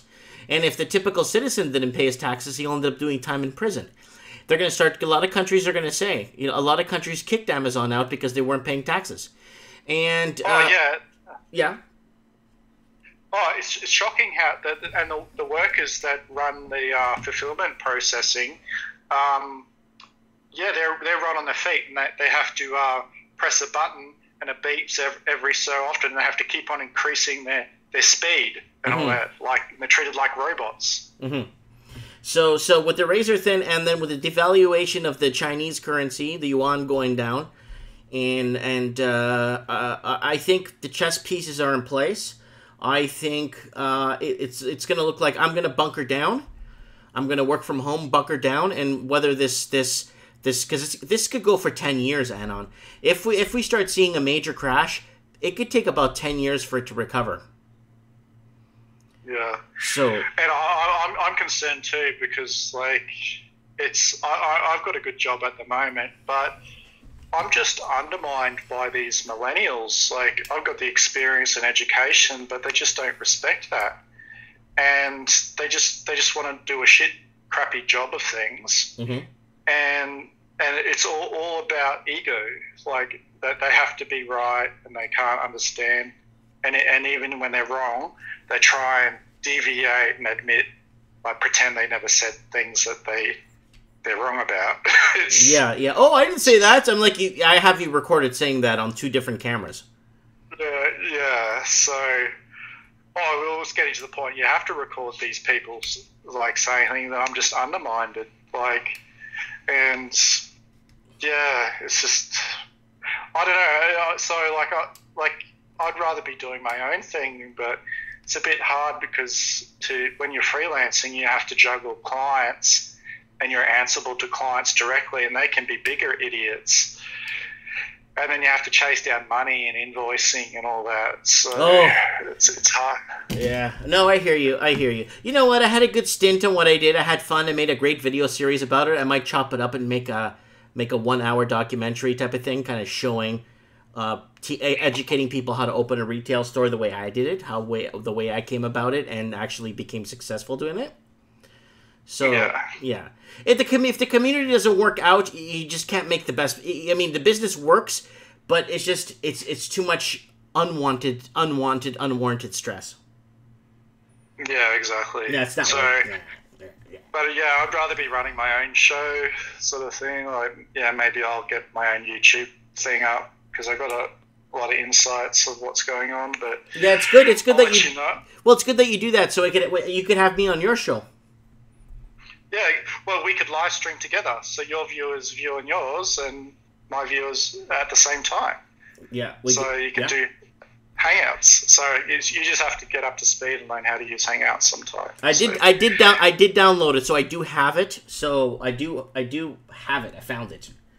So yeah, you can make it work with YouTube at the same time, and you can like bring on guests, and it's all interconnected sort of thing. So, I'll get. Well, I just want to set up a different account for it. I had to re-register on Skype because they banned me on it after the last call. So, it's probably only a one-use thing, and because they wanted me to activate with my mobile number, and I didn't want to do that. So you should get a burner phone. Get a burner phone. Oh, it's really hard in Australia. You can't do that because they want to activate with government ID your mobile number. But what when you go and use? But what if you're undercover and you need a burner phone? Yeah, no, they don't want that.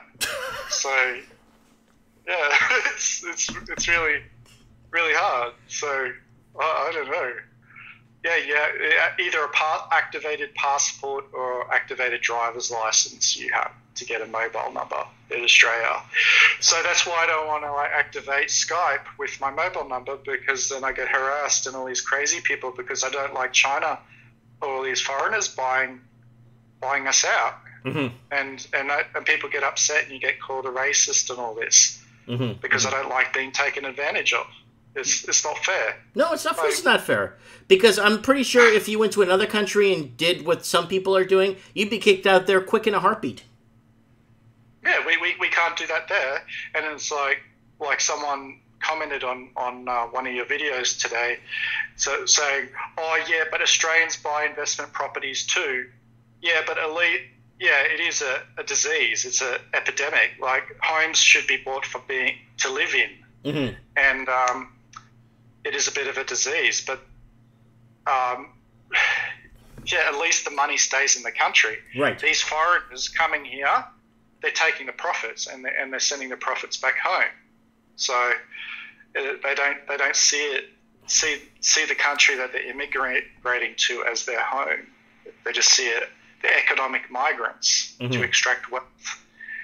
And the generations before me, well, they worked really hard to build a home here. Mm-hmm. They worked bloody hard building their homes, building up businesses, contributing, producing stuff. But we got to get basics. We got to start producing stuff. Like, property investment does not do anything like long term for the economy. It's not produced. It does zero for the economy. No, and I can just look out my window. 75% of these apartments are empty as fuck. Mm-hmm. They're all, and the rest, like, they're just for sale all the time, and they're overpriced. They shouldn't be $600,000 for a one-bedroom unit. They should be $60,000. 60, like, the amount of material. Yeah. Dude, do you know what you can buy for $70,000 in Alabama? Yeah, you could buy a fucking big-ass house with a backyard and everything. Well, watch the F-bombs. We got kids watching this. Anyways, okay. Okay. Asses in the world. Okay. Well, anyways, I'm going to let you go. I'm going to see if I can get Steve the plumber on. Steve the plumber on before it gets too late there in the East Coast. No worries. I'll catch you later. Thank you. Have a good one. Bye. So, guys, try and keep it PG if you can, guys, please. If you can, keep it PG on the show. I know it's Mike in the night. I know it's late night. And, yeah. Steve the plumber. Steve, we need you on the show. We need to know what the hell's going on here. With,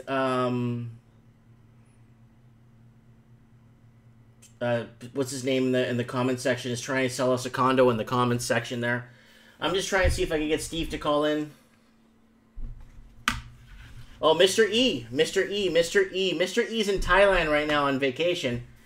And let's see if I can get him on after Steve, because Steve is on the right now. I think it's it's like almost 2 a.m. there where Steve's at.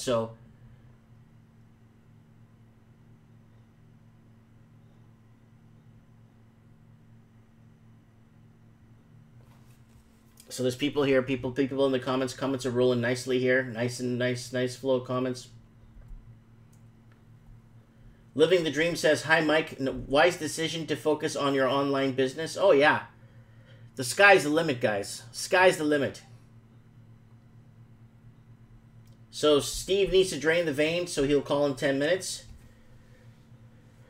So Charlie's saying it's 3:35 p.m. in Sunday in Australia, Brisbane.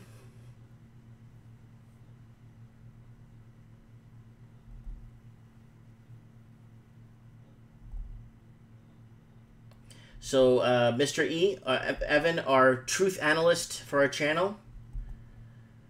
Kevin Thompson, we need to know what is going on with this guy. He's trying to sell a condo in the comments section for a couple of months now, or a couple of weeks. He's been preaching to everyone to buy, and everybody is, I don't know if they're paying attention to him or what's going on.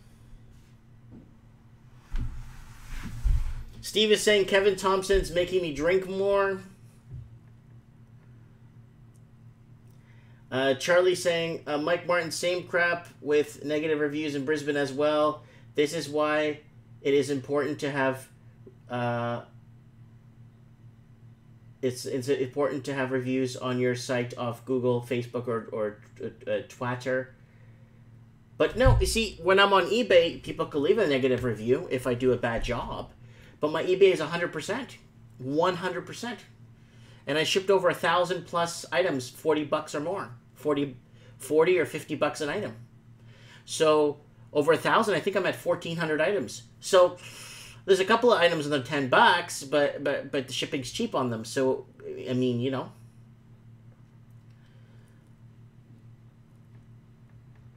Mr. E says no accountability for anonymous review systems. And then eBay requires verified buyers. That's correct. You know, that's the thing, guys. It's just, you know what it is, guys. It's this. I don't need to stress for 2 years of this. Why? Put a nice big TV in my garage while I'm working, doing stuff, listing stuff, take a vacation, take 3 months off. I'm going to take the whole summer off, guys. Join me on my YouTube channel. I'm taking the whole summer off. I'm driving from where I live. I'm going to drive all the way to Toronto to see my mommy. And we are going to go do all kinds of stuff. I'm even going to meet Steve the plumber there again. I'm going to meet my man Owen if he's not, I don't think he's in the comment section there.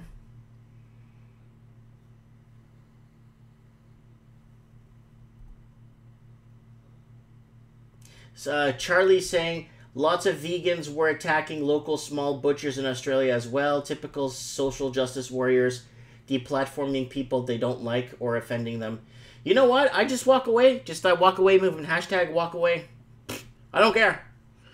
I'm going to start moving my stuff out. I'm already auctioning a ton of stuff out. If you look behind me on the... You can barely see it there, but I have a ton of stuff ready to auction out in bulk. Stuff that I got for next to nothing. Just auction it off at bulk.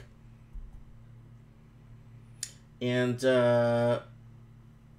yeah, Kevin Thompson. Everyone's asking Kevin Thompson to call in. My Skype is Mike Markins 1980. If you want to add me on Skype...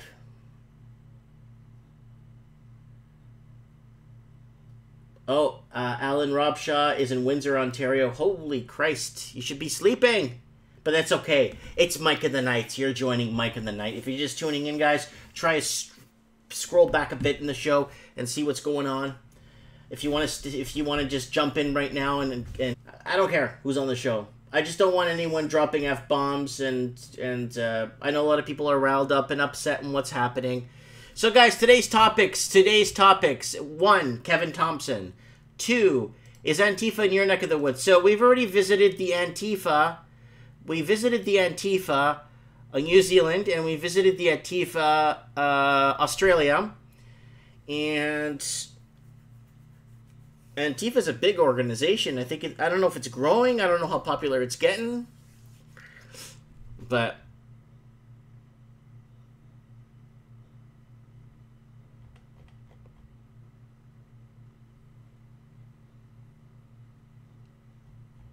yeah. So some pretty violent stuff on this page. I don't know how Facebook allows this thing to stay up. I don't know how they allow some of this violence to stay up here. I don't. Look, violent. This video may show violent and graphic content. Street resistance, the best resistance. Like, I mean, are you serious? And then it's broken down to Melbourne anti-fascist, Antifa Melbourne. Wow. These guys are more organized than the Italian mafia, you know? I wonder if the recruiting system works like that with Antifa. Do you start as an outsider and then work your way to outsider, and then you become an associate? Crazy E's on the phone. Evan's on the phone. Evan. Hello, this is Kevin Thompson, and I got a deal for you. Oh, yes. Are you going to buy his condo? Oh, well, which one? I thought you were selling biscuits, Mike. So, guys, this is... You got a biscuit factory? Guys, this is Evan, our truth analyst here on our show. Where are you right now? Tell people where you are. I am on the island of Phuket, looking out at the beach of Caron. It's very sunny and nice. Too sunny for me. I like ice and cold. But free holiday, what can you do? So you're in Thailand. I am. Thailand, yes. Very nice place. Land of smiles. These days there seem to be more forced smiles and less genuine smiles. Can I ask you, are you wearing a red shirt or a yellow shirt there? Oh, no. I wore orange today, just so I'm on everyone's side. Okay. Be everyone's friend, you know. Because the reason why... Loyalists yellow and communists are red, just so you know. Yeah, I'm just letting people know, because in Thailand, when I was there, I was wearing, I think it was a red, just a nice red shirt, a button-up shirt, and people are like, you can't, Not a good choice, Mike. you can't wear that in the street. I'm like, it's a shirt. Well, no, that representation, we can't have that in Thailand. That's right. Well, at the time, last time I was here, they were shooting at each other, and that was when it really kicked off, because you had the Prime Minister, Thaksin Shinawatra at the time, and a big corruption scandal, of course, Oh, I have no money, runs to London, buys a football team, So he had no money, Mike. Yeah. And funnily enough, the next Prime Minister after the military occupation was his sister, who also had a corruption scandal. Shocker. Not unlike the Philippines. Before Ortega, you had the family dynasties that were corrupt to the core. Seems to be a common trait in this neck of the woods. Okay. Question. Our first question. Antifa. Is it Kevin Thompson? Oh, Give me a Kevin Thompson question, Mike. Okay. The question is, am I going to buy a condo? Okay. No, I'm not. Okay, Next but question. Antifa, what's going on? What's going on in? You said in the comment section that there's some sort of Antifa movement in Hong Kong. Yes, it's not officially Antifa, but it is George Soros funded, and what they do is they get the university students who are dumb and impressionable, as most of them are, and especially Hong Kong people. I don't know if you know, they're not going to murder me for it, but they're not very imaginative at the best of times. So if someone gives them an idea, they'll run with it, and if you give them money and an idea, then they're going to be going full speed ahead without looking back. So what they did, they funded these students to protest, and subsequently they stood around frowning, holding signs, and it was a big news story. Not as big as the floating island news story of just last week, which is a total joke as well. Okay, let me ask you, what do these people want? They don't want anything. They're told, truth and justice, fight for what's right. We're not going to tell you what that is, but fight for what's right and go break things. And they just believe it, If you get a free iPhone or whatever they're giving you, they seem to be very easily pleased by that. And then they go around saying, look at me, I was part of a movement that tipped over some bins and broke some windows. You'd mount that on your wall if you could, if you had a photo of it. I'd be so proud of tipping over a rubbish bin. Okay, let me rephrase the question. What's the deal? What deal do we have here? What's the agenda? Well, they want to destabilize any sort of cohesive society, don't they? They want the us versus them mentality. Well, they're playing both sides. But aren't most of these countries already free countries? What are they fighting for? That's the thing. You can only have these sort of protests in free countries. You don't have them in our dictatorship so much, do you? And when you do, they get stamped out rather quickly.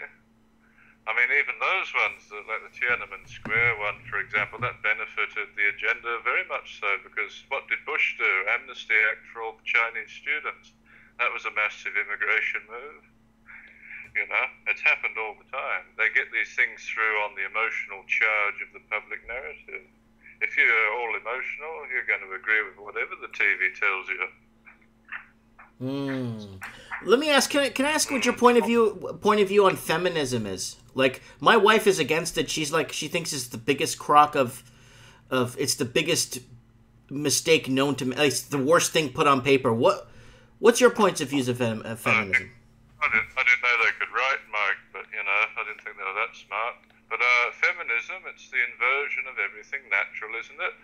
Women become men and men become women. That's what they like doing. They've done it throughout the ages. That's the Babylonian system since the beginning of time, Mike. That's all it is. They invert what's good to make what's bad and call it good. There will come a time when people will call good evil and evil good. That's biblical. Interesting. Okay. Right now. So, Antifa movement, you updated us on that. Now, I got this one here. what's the deal with the mass purging on Facebook? I understand, I am very aware that Facebook does not work with the American Constitution. Facebook is a publicly traded company. Facebook is its entity of its own. It could ban, it could have who it wants on it. But why are they doing this? Is it because of the midterms, or are the leftists feeling threatened? What do you think? Well, they've only continued to push forward, haven't they? They've never been in retreat, especially when they've got the monopoly on communication. All social media seems to be towing the same line. Doesn't matter, Twitter or whatever. Facebook has everyone saying what they like. Oh, you can say whatever you like. You're free to say whatever you like. We're recording it, of course, for later. And then we're going to use it against you, censor you, and perhaps implicate you in some crimes that we'll invent with the laws that we're developing. That sort of thinking, Mike, it's very long term. It's not reactionary at all. I mean, they only seem to attack, or nationalists or far rights. No, far rights get to stay, but people with common sense don't. Right. Anyone who speaks truth gets hammered down. But what if you want to question? But how do we question something like if someone says, okay, as of next year, we're going to start doing this and this and that, and we're spending funds on this. And then you look at it and say, "Wait a minute, that's a lie. Can you actually show me?" Or, but they just call you a racist. Yeah, of course they do. That's a fantastic label. I've got this device, Mike. I'm trying to sell it, but Facebook blocked me. It's called the Blame Thrower. It's a fantastic device. What you do is you just crank it on full and it just shoots all these labels at you. And if the person runs away, it hurts them. But if they keep charging towards you, you're done for.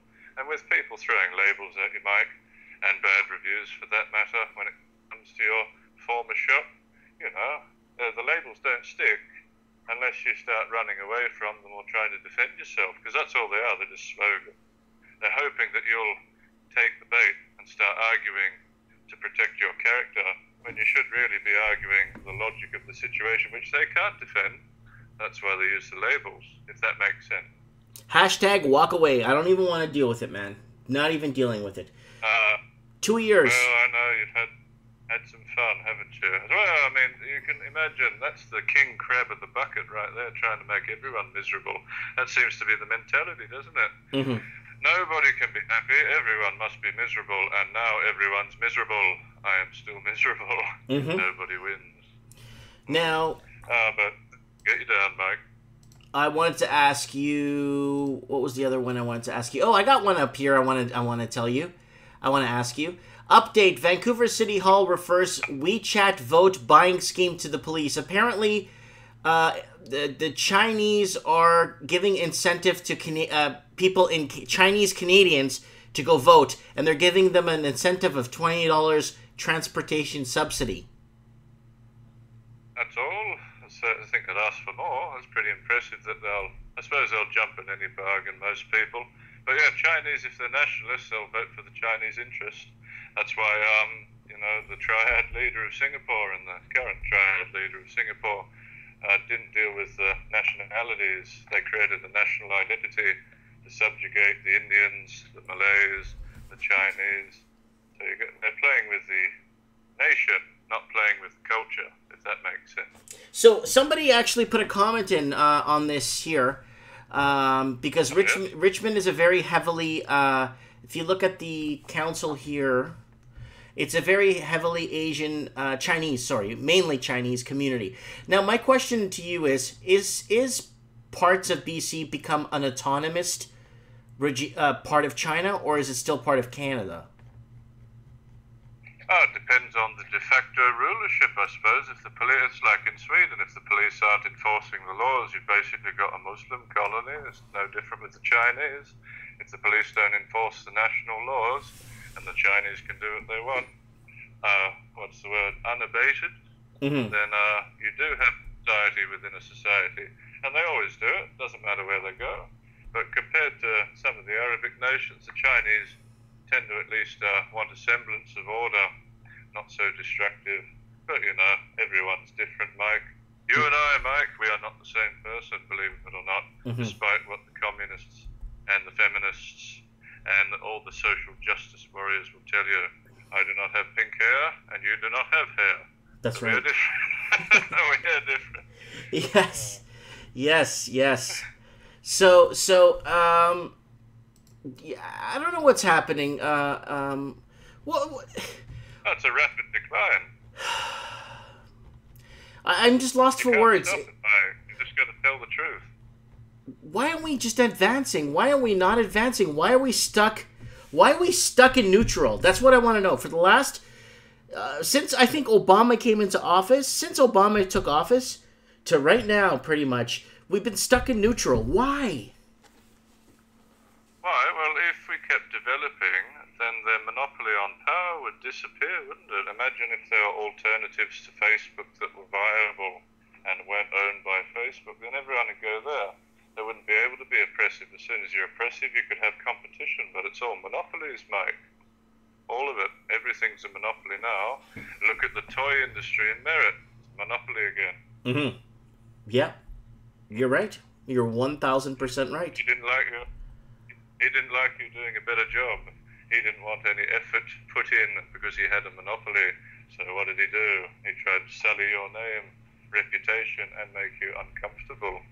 I mean, 2 years is a long time. You're a very patient man, perhaps more patient than me. I'm a bit of a, mercenary dentist when it comes to those sort of people. Give them a good old facelift, a bit of rhinoplasty, and they generally leave you be because you can talk to people till you're blue in the face. But a fist is universal and currently outlawed. Oh no, it's I don't know how to explain it.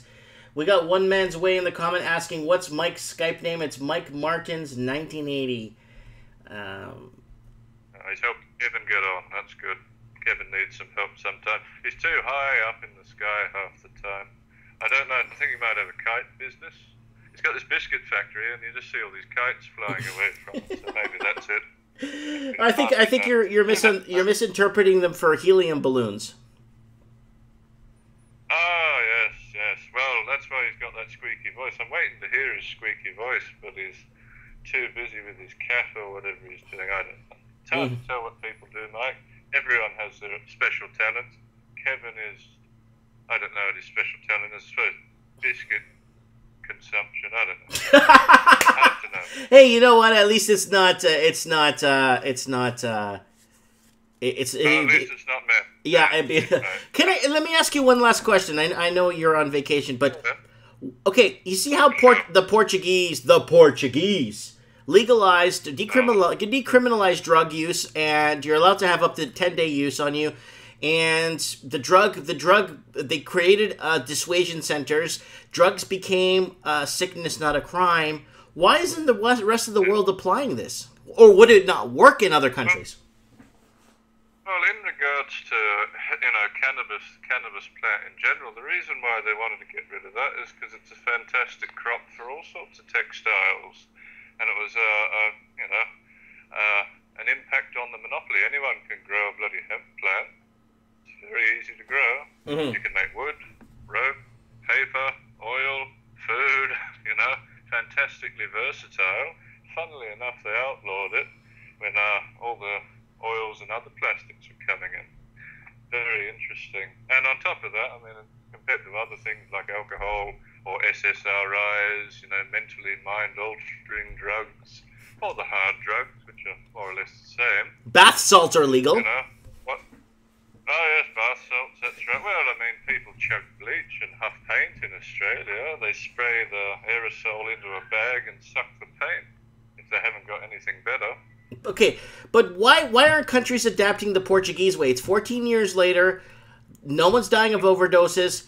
The dissuasion centers are working. People don't want to be sick. It's a sickness, not a crime. Why don't they just do that if it's worked so well? And I'm not talking about weed. I'm not talking about weed and hemp and the miracle of hemp and the. I'm talking about crack and all meth and all that crap. Like, just wouldn't it just be easier to legalize it and label it as a sickness and not a crime? Well, then you don't have all these dependent people, do you, Mike? People who are compromised, who aren't ever going to be a threat to your, center of power, whichever government it is. If everyone's completely addled with drugs, because it's glamorized and peddled and pushed everywhere, even if you normalised it, you know, it would go down very quickly because our people have common sense. But when it's the party drug of choice pushed by law enforcement, government, television, and every possible musician, then monkey see, monkey do. They want people compromised, unable to think clearly. So if that makes sense, Mike, if anything good exists, it's not going to be implemented. They want bad stuff working. They think bad is good and good is bad. So, I mean, you see the pattern playing out today. Now they've got a bit more power. What are they doing? Bringing more bad out at a rapidly increasing rate. I'm waiting for bestiality to be legalized, Mike. Pedophilia has almost been legalized. They're normalizing it right now. They're calling it MAPS. MAPS. That's the acronym. And men have rights as well, you know, even us degenerate men. You know, what kind of argument's that? There's the right. No one has any right. You have temporary privileges. Yeah, okay, I'm not even going to go there. Okay, Evan, our truth analyst, thanks for calling into the show. I appreciate it. Enjoy the rest of your holiday. Oh, well, thank you very much, Mike. I hope it all goes well. King of eBay, henceforth, long live the king, eh? Oh, yeah. I mean, there's other avenues, too, I'm looking at. There's so much more. It's, like I said, sky's the limit. That's right. And if not, I'll see you over here, Mike. Well, not here, but the other place. Yeah, I'll see you in... Yeah, I'll come over and see you in Hong Kong. All right. Well, anyway, Mike, you continue enjoying your show. Hopefully Steve's finished doing what Steve was doing and you can get him on. Okay, I'll get Steve on right now. All right, you have a good night, Mike. Good night. Bye. So that's our truth analyst, Evan, here. So we need to know what's going on with, I need Steve the plumber around here. We need to know what the hell's going on here.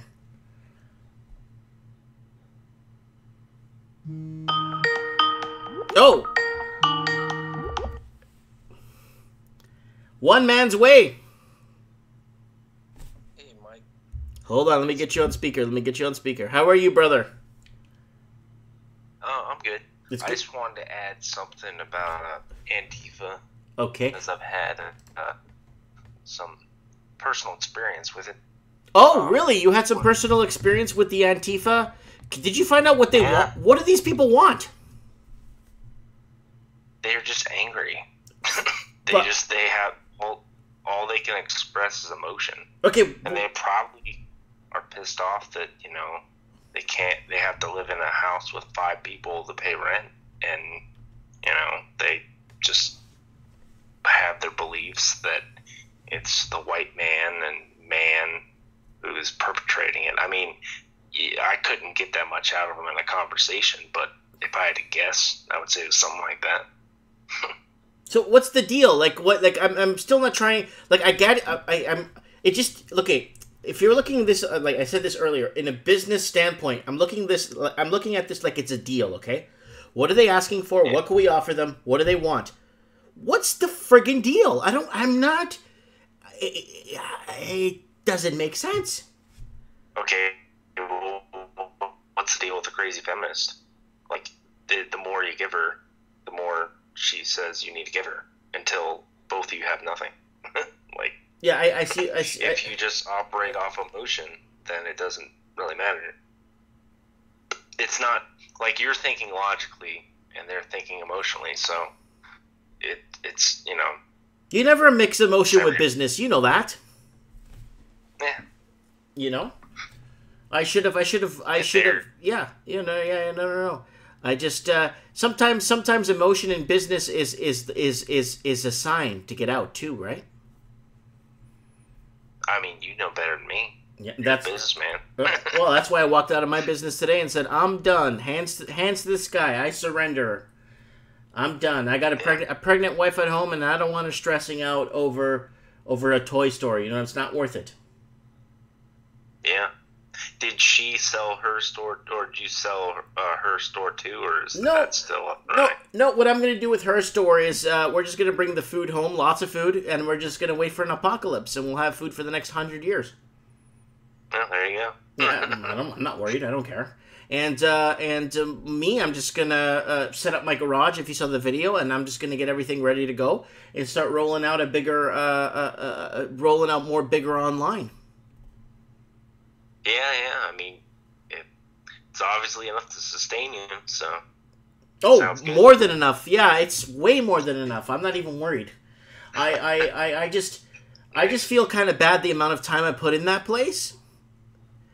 And that's what I'm kind of feeling down about. But so, what happened with your Antifa? What happened? Did you get into a fight? Yeah, or? So like 2 years ago, I went to. I'm a Marine veteran, so I went to the Veteran March, and it's in DC. And after the Veteran March, it's like the day after is like. Memorial Day, and like the old time veterans, they like stay for the Veteran March, and then they stay there, and then they go to the memorials on Memorial Day. But it's a like I think that year, like it was like a government shutdown or a threat of a government shutdown or something like that. So no one came to clean up the memorial. So me and a couple of veterans stayed and we cleaned up the memorials, and it was crazy because all these Antifa folks, when we were there for the Veteran March, there was none of them because there was just a shit ton of veterans, you know, a whole bunch of us. But the next day when it was just, you know, a whole, like, I don't know, maybe 100 or maybe 50, like, just old-time veterans. They're just, you know, in wheelchairs and, you know, walking. And these Antifa guys came to protest these old veterans. And there was, like, me and five of my buddies. And we were just cleaning the memorials up, cleaning all the trash up and the water bottles and stuff. And we saw this, so we went over to, you know, back up these really old, you know, elderly veterans. And the thing that blew my mind was the press was there. I mean, they were there, and this never made the news. And they were like, you know how you see like Antifa guys like freaking out on someone in a like a riot or you know, a protest. They were doing the same to these veteran guys who were just there to, you know, honor their fallen brothers. And it was crazy because, like, it was just like me and like five dudes against like at least 300 people. Most of them were, you know, fat girls, but they were just yelling and screaming and spitting at us, and we were just holding our ground. And this one person, I couldn't tell if it was a man or a woman or whatever, went to hit this old guy. Like, he was had a walker, and she like went to hit him, and me and the Marines and a few Army guys we were with, we took her down and pinned her down on the ground, and, you know, put her hands behind her back, just pinned her on the ground, and then the other ones started coming in. So we got in a little bit of a brawl, and I mean, we just responded and took them out. I mean, it wasn't even a fight. It was like, you know, fighting against retarded children or something. It was really easy. But the crazy thing is the media was right there, because they came to watch these old guys, you know, go to the memorials and stuff. Never went on the news or nothing. So then when you see, you know, the media talking about, oh, well, they're anti-fascist, you know, they're not the fascists, they don't do anything wrong, and they're the ones doing all this crazy stuff wrong. So what I think is going on is the whole, I mean, obviously these people don't know what the plan is, but the plan is to essentially piss off the good people, so the good people react and kick their ass, and then the government can say, because like the government can say, oh well, at least in America here, they can say, oh well, look, these veterans or these conservatives killed a whole bunch of these poor liberal college kids. They're unhinged, and we need to take their guns. We need to be more involved in what's going on, or martial law or whatever. And because we don't do that, we're not unhinged like they are, so they're trying to stir the force pot. us to be unhinged. Stir the pot. Yeah. So Yeah. Okay. I'm just trying to wrap my head around this, because there's no deal here, and I'm just trying to usually when there's a side that, okay, is Antifa like organized crime, where you have an outsider, then you get promoted to associate, then you get promoted to a boss, and then underboss, then consigliere? Like, is there some sort of a ranking system in Antifa, or is it like, how does it work? I mean, I've never been on the inside of them. I think the closest guy who got on the inside of them was Louder Crowder, and he infiltrated them. There's some funny videos about it. But what I do know, which is kind of creepy, is my a good buddy of mine from back in my Fast Company platoon went to it was a Trump rally, and there was the place that Trump was at was a very liberal area, and he identified two police that went into the conservative line and started fighting, and then the liberals fought back, and it was a big brawl and everything. It made it like a big TV thing, but the point of it was it wasn't a natural spark. So I really think, as far as you're saying, I don't even think it's that complicated. I think there's George Soros, just like Black Lives Matter, is funding it, and it probably through a few shell corporations, and when they get compromised, he just dissolves them and gives money through something else. And then there's probably one or two people who know what's going on, and they just get the most unhinged people that are hurting, and that have you have $300,000 debt for your basket weaving. Okay, well, that guy's the problem over there, and we'll pay. Well, maybe they pay, or even just say they'll pay 3 to 5 people, and then those people get all excited and then rile everyone up, and those people might not even never get paid. I mean, who's going to believe them? There'll be conspiracy theorists after that, Yeah. I'm watching this footage that was sent here by Anon about some guy knocking out some Antifa members here in I think, Portland, Oregon here. So I'm trying to figure out... where is that the one where they, when the intersection, telling cars, no, you can't go this way, you gotta go that way. Oh my god, dude, I so want to be the guy with the tropical shirt eating an ice cream watching the whole thing. There's a guy, I just saw him for a sliver of a second. He's standing on the side eating an ice cream, and just nothing's happening around him. I want to be that guy. Holy smokes, this is yeah. And anyway, I'm sorry, yeah. So, I'm not, okay, all right. So like the whole, even with the Black Lives Matter thing, there's no deal there. I'm not sure what the deal is. Like what? I don't understand what like. There's like I said. If there's not a deal there, then what? Who is gaining from what? Because there's no gain made. If anything, everything's going backwards, right?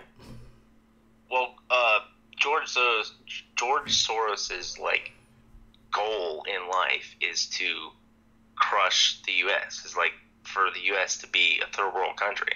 So that's the goal. Well, people but with the money. It won't happen. I mean, America's too brave. America's too strong. America knows. Okay, America is the only last bastion of freedom, of true freedom. The Americans beat the imperialists. They sunk the Spanish Armada, and the Americans basically created their own constitution by the people for the people, and that's why this piece of paper constitution is still being fought over today. That's why this constitution, the Constitution, is in jeopardy today because it actually gives people rights. It actually gives people a freedom of choice, a freedom of religion, a freedom of speech, freedom of assembly. And America's the last bastion on earth that has that. And if that piece of paper gets surrendered... Yeah, and that is the logic. That is the logic speaking. That is true. And the emotion speaking on the other side is... I mean, all I'm saying is, yeah, millennials are crappy, but they were taught by someone. They were taught by their parents. Yeah. And the parents said, yeah, you need all this stuff, and you gotta go to college, and, who cares how much debt it is, like, you gotta get a good job, whatever. Point being is there's a crap ton of people with a crap ton of debt who can't afford to live like you've stated, in your housing videos, and they are hurting. So, and they are brainwashed by the liberal media, and they have been, since they were, brought into this earth, and so they're just reacting emotionally. And so, if someone says, "Hey, that guy over there is to blame for," and people who don't think logically also, they blame someone else for everything. They never take responsibility for anything. Mm-hmm. So they're just looking for a boogeyman, and they're reacting emotionally and violently towards that. Well, they tried that with the war on drugs, and then they tried that with the war on what was the other one? The drug thing didn't work out, and then there was the Cold War first. First, it was the Cold War for up until 1970s. Then they kicked off the war on drugs, and now they're kicking off this whole fascism bullcrap.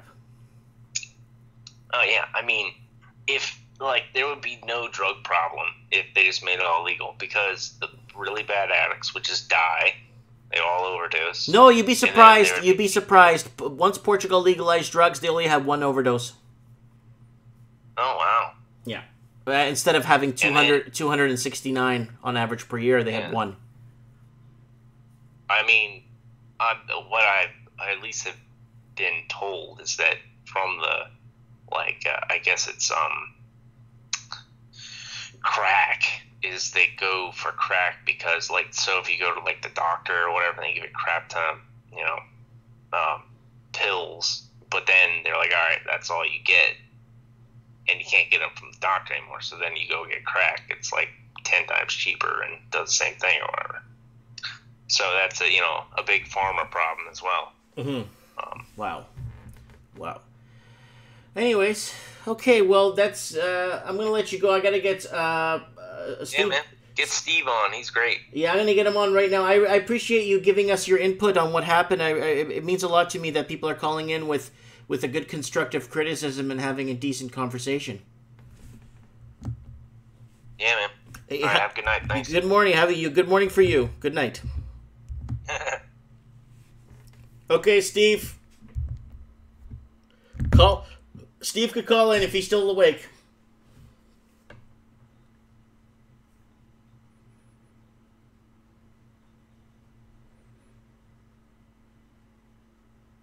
I hope Steve's still awake. I hope he didn't take off.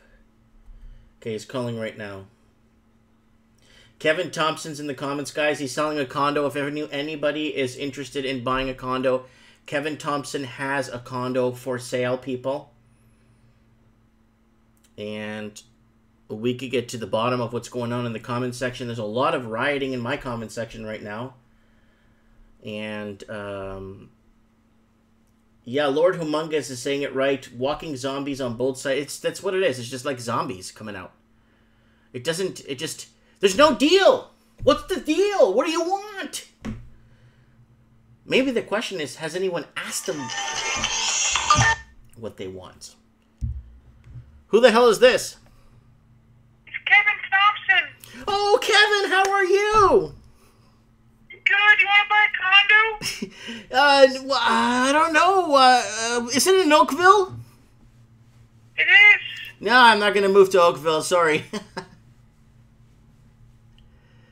Steve. Okay, bye. Steve. What's going on? Not much. Not much. That was a good Kevin Thompson impersonation. That's really good. Yeah, I just, I figured that that's what it would sound after copious amounts of wheat cookies. Mm-hmm. Yeah. So I'm watching some Antifa riots here from Portland, Oregon from this past summer, a few months back. Who was the caller that was on the show that just called in about Antifa? That's One Man's Way. He's in the comment section. One Man's Way, yeah. I'd like to thank him for his service. He seems like a stellar individual. Oh, yeah. He's a top member of the show, 100%. You notice how everybody on the show, everyone in the comments, everyone is some sort of a member of the show somehow? They all contribute? Absolutely. I think it's great. I just... How long do you think before they come for me and shut me down, Steve? Honestly. Honestly. Physically, or do you think they're just gonna shut you down in terms of, your channel? Yeah. How long do you think? I don't know. You do cover a lot of ground. It's well after 2 o'clock in the morning Eastern Standard Time, and there's 51 people in the chat. So, I guess it's just one of those things, and this gets broadcasted, or rebroadcasted, I should say, several times. Thousands of times. I don't know. It should be interesting. I don't know why they would shut you down, but then again, they're shutting down a lot of people for a lot less. I'm just asking questions, and we get people on the show that could answer them, right? I agree. And it doesn't make any sense. So let me go over to the first topic. Okay, before we kick off anything, what is going on with you and Kevin Thompson? Nothing. Not at all. I want him to call in. I want him to show some life, because it just occurred to me that Kevin Thompson may actually be somebody else other than Kevin Thompson. It may just be an account that was set up, and he's been barred from the show in the past. I'm not too sure. There's a couple of other people that have said certain things, and just the way that he types, I don't want to dissect it too much because he's really not that important to me. Yeah, I think he may be somebody else. Okay, so he's pulling a fake account, is what you're saying? Yeah, I think so. There's only one way. He should call in, get a Skype account, call in, and, basically just prove that Kevin Thompson actually exists. Yeah, that he's a real person. Just like all these fake accounts that are attacking me on my store. I agree. Yeah. And they all tie back to the next business 2 blocks down the road from me.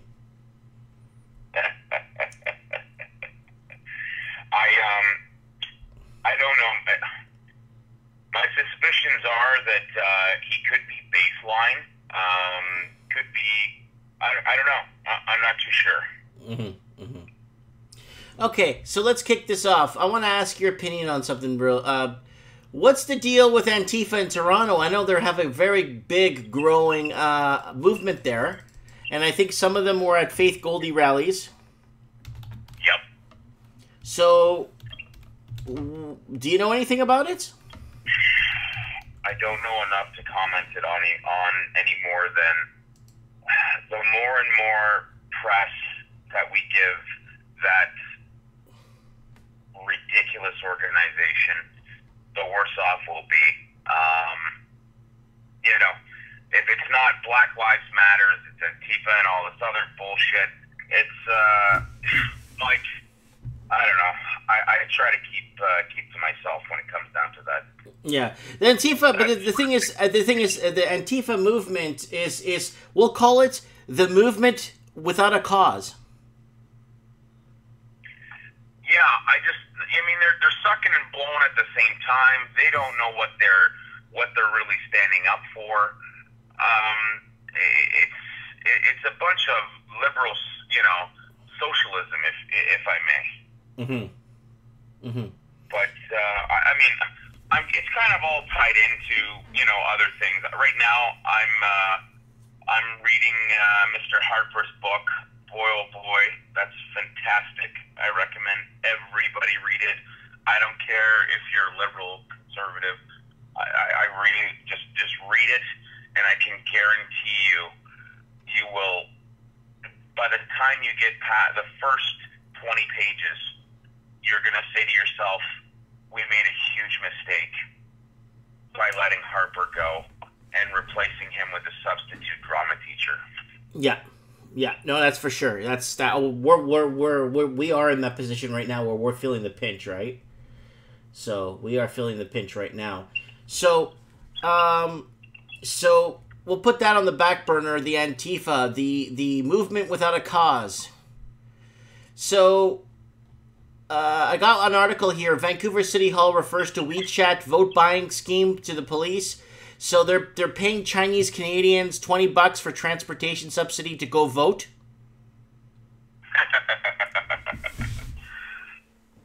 Really? I have the article right here, and it's actually from Breaking News Vancouver. Okay. Yeah. It was published 2 days ago, so I thought I'd bring it up. Is parts of Canada, are they autonomous regions? Or is Canada whole?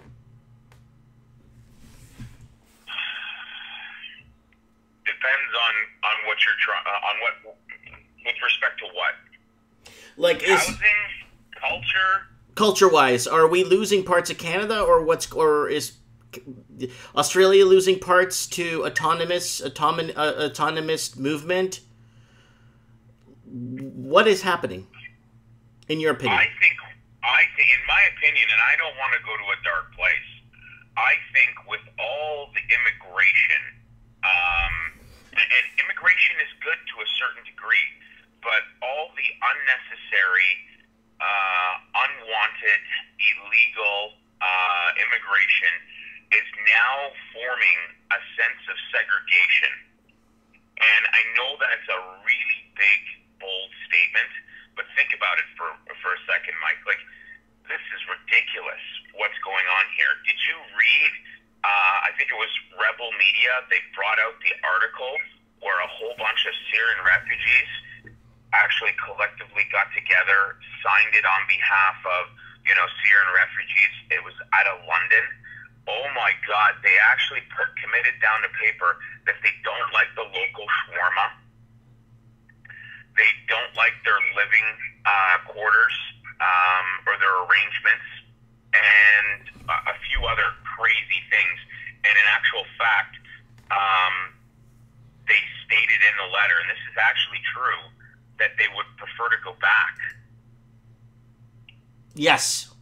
Yes, I've been hearing that a lot. Actually.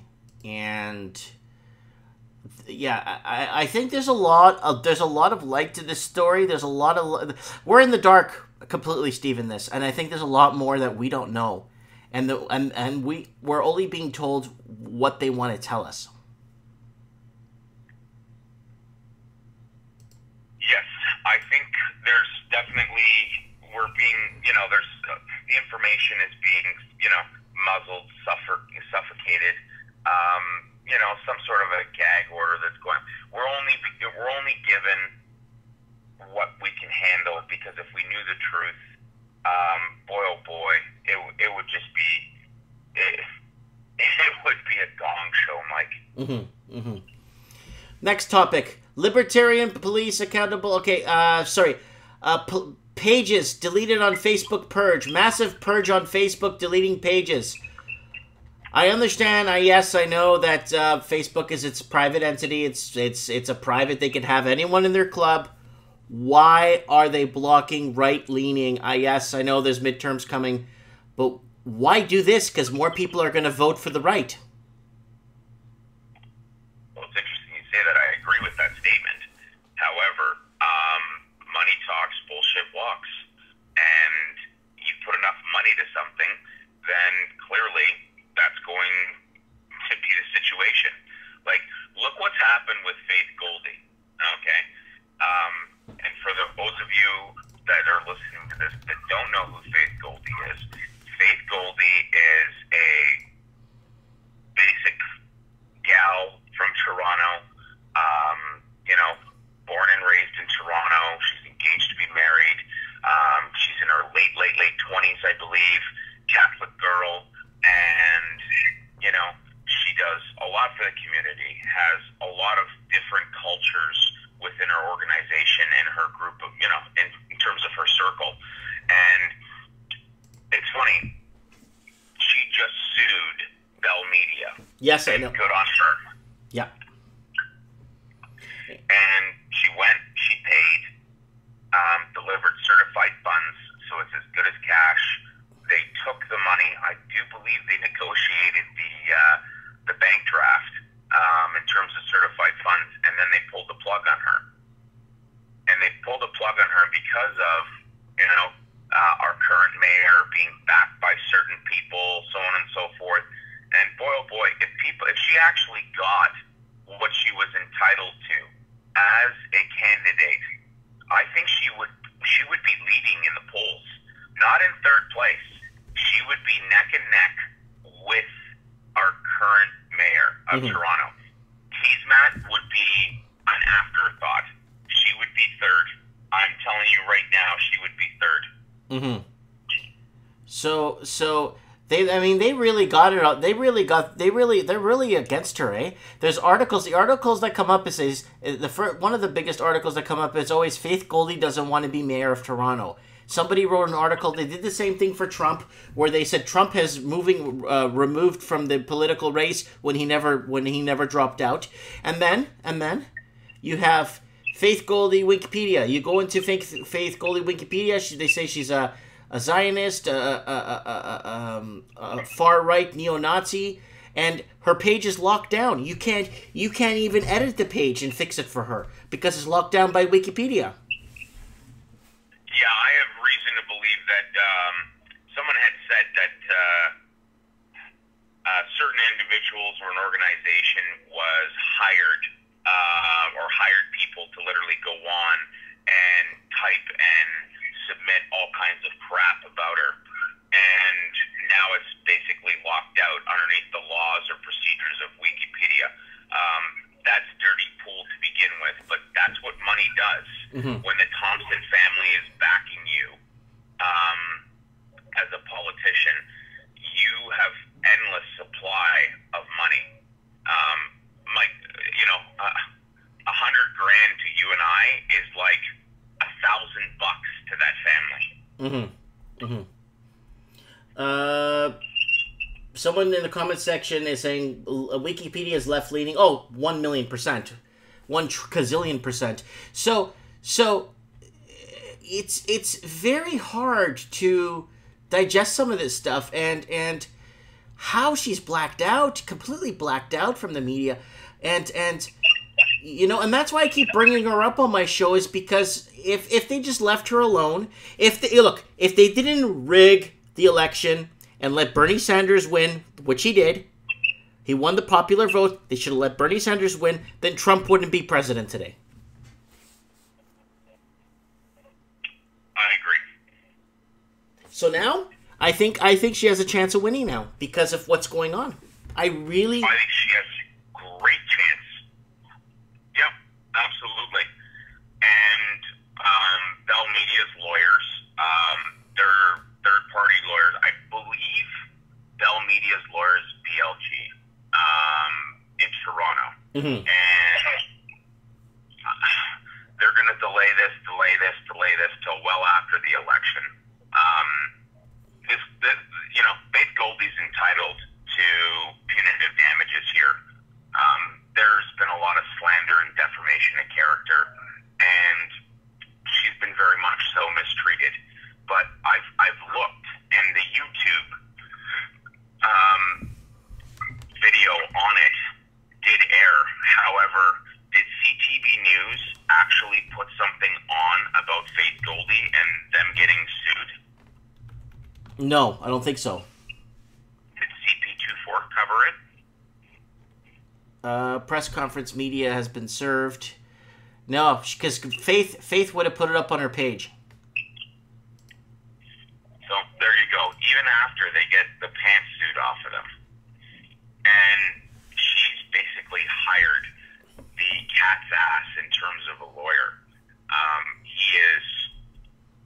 He doesn't take on something unless he knows he's going to win. I'm not even talking about settling. I'm talking about winning. If she's a smart girl, loses the election, and they settle out of court, which they'll desperately try to do, and give her some shut-up money. You know what? Take it, run with it, and you know what? If you want, run again. But like you said, there is a good chance that she will win this election, in my opinion. I'm voting for her. I'll come right out and say I am voting for her. Mm-hmm. Mm-hmm. So. Yeah, no, I contacted family there in Toronto, and I told everybody to vote for her. I'm like, you got to vote for her. I'm gonna go against your constitutional right, and I'm gonna tell you who to vote for, even though you shouldn't tell people who to vote for. And I just said you got to vote for her. You gotta shut up the left, because it's out of control. It's out of control what they're doing, censoring people, shutting them down. Remember Moby on the show? Moby, they shut down his whole Facebook platform. Did they really? Yeah, he was on the show 3 weeks ago. They shut down his entire Facebook platform because he's right-leaning. I didn't know that. Oh, they closed down 3 pages of his, so he can't access any of his pages because his Facebook is taken down, and his pages are down. So is he dropped out now? Yeah, he dropped out of the race, and then he basically what do you call it when you pick somebody when you favor somebody to go ahead? Oh, he's backing somebody. Yeah, so I kind of feel I feel for the guy. He seems like he's it's always the ones that are really on the ball with what's going on never get in, or it doesn't work out for them to get in. You know what I'm saying? Yeah, I agree. If I ever got into politics, I'd use that strategy, and I'm saying that out loud because I'd never get into politics. Well, never say never, but I would use the strategy and not go leftist, go the way that I'm supposed to go, and then once I got into power, I'd do an about face and blow it right out of the water. Call me two-faced, doesn't matter. I would make it a learning file and an expedition, and I would just go to town. Okay, Faith Goldie's number 11 on the ballot, people. Faith Goldie is number 11 on the ballot. She is number 11. And make sure you fill out the circle, the little bubble, as nice and clear, so people can see she's number 11 on the ballot. It's Goldie, in big, bold letters, in between Graf and Gabrielasi. And she's in there, so it'd be good to, I want to inform people on where it's at and where to vote. Very important that you get your vote in. I know people that live in Toronto and are currently away right now traveling on business, and they literally have cut their business short, or their pleasure vacation short, to come back and vote for Faith Goldie. Yeah. Yeah, it's the way it's got to be. Maybe we should organize something where everyone that's going to vote for Faith maybe wear a red or a yellow or a blue shirt or something, just so everybody knows, so she could see how many people are out there to vote for her. So let's say everyone wore a blue shirt for Faith Goldie or something, and then everyone could see the blue shirts, and then everyone would know if it's rigged or not if she loses. You know what I'm trying to say? Yeah, I think that would be great. However, there are a lot of people who are against Faith Goldie because of certain financial backing, so on and so forth. So it's going to be very interesting. I would do it, but at the same point in time, I think a lot of people are going to the polls, and they're going to vote for Faith Goldie, and she's going to be surprised on how much support she actually truly has. I know that there's got to be people out there that don't want to admit it, but they want to see Faith Goldie get in. It's the silent majority, Stephen. They always win. I guess we'll see what happens. It's coming up. It's on the 24th, is it not, Mike? Yes, sir. 20th. 20th? Yep, October 20th. Up until the 20th of October is voting day. There you go. So you need to go out and vote. Hey, I wanted to ask you something. Let's take one step back. Whatever happened to getting more women in politics? Now they don't want women in politics. What the hell? Well, Trudeau kind of sort of ruined that. He put a lot of, put some women in his cabinet. No, I'm talking about Faith Goldie. I don't care about those people. I'm talking about Faith Goldie. She's a woman. She's standing up for her rights. Why can't they let her be in politics? It doesn't make sense. They keep saying they want more women in politics. I agree, but at the same point in time, they don't. They want women in politics that are going to go the right way, so to speak. They don't want, the controversy, the this, the that. They hear no evil, see no evil, speak no evil type of mentality. But I get where you're coming from, Mike. It's bullcrap, is what it is. I think it's just. I agree 150%. It is absolute crap. But I wish her all the best. Really, truly, I do. I didn't realize there were limits on what you can go ahead and give to her party or whatever, her cause. So I was rather generous and through the business, of course, and it was denied. Oh, you tried donating to Faith and it was denied? Yeah, it was. So I'll tone it down a bit, and I'll send her some money this week within the parameters that she can accept it, and then hopefully that goes to paying some of her campaign bills. Interesting. Interesting. So, Mike, I have a question for you, and I know it's Mike in the night, but I wanted to bring this up. Simply due to the fact that from time to time I make notes and stuff like that on certain events and when they happened, and it's just good bookkeeping, if you will, within the real estate market, and especially on your show, trends in the housing market, what we talked about, what we discussed. And I look back on my notes for the past year, and it occurred to me, Mike, why are we not seeing or hearing organized real estate talk about the amount of inventory on the market? When's the last time organized real estate came out and released numbers on, and spoke about them in great detail about the amount of inventory on the market? Well, it's been actually quite a while. The only people that we could refer to is Better Dwelling. So their whole thing on, if there's X amount of months of supply, it's a seller's market. They brought in this thing, it's a balanced market. And then obviously there's a buyer's market.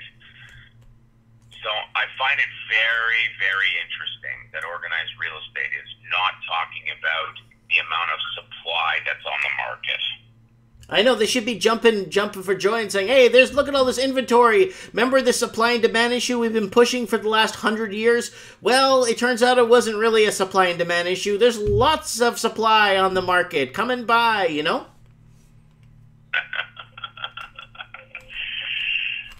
Yep. Because what really pissed me off, Steve, is they keep... Remember how mad I used to get on the show when they keep pushing the supply versus demand issue? Yes. I got pretty upset with that quite a few times. And everyone's, yeah, Mike, it's supply and demand. What's wrong with you? That's how business works. No. Business doesn't... No.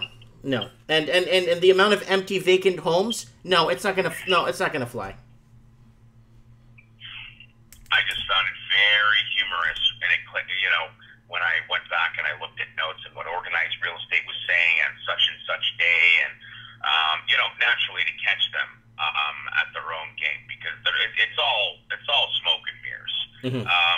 Someone in the comments section that they control the narrative, or you know, and how things kind of sort of go, and that's very much so true. But that said, I think it's actually humorous that they, you know, it's another situation where they're not talking about it because it's not in their favor and they don't know how to swing it. You know, they just like they went out, you know, and they created seasonally adjusted numbers. Mm-hmm. Which should be very illegal and considered high treason in the court of real estate. Yeah, I agree. Because you know why? You know why it's treason? Because it's going against the people. Okay, I see where you're going with everything that goes against the people is going against everything that goes against us to make our lives worse. To, I guess, support the alter or the bigger is the bigger picture or the bigger handouts or the who's up top doesn't support the people, right? So it's going against all the people, and that's why people should be allowed to post anything they want. And what are we in control of anymore, Steve? Tell me, what are we in control of? We can't post certain things on social media. We can't say certain things online. We can't do this. We can't do that. What the heck are we in control of anymore? Well, it's a very good question, and I think we're losing control real quick, real fast. And I just don't even know where to begin to comment on it, other than the fact that we're turning into a bunch of peons. What do we do to fix that? I mean, how do we take control back? I want less government. I don't want governing telling me what to do, what time I should eat, what vaccines I should take, I don't want to be governed. I think we need to look to the U.S. and see what they do, especially with their gun laws. And I look at their gun laws a little differently than most. The right to bear arms, I'm all for it.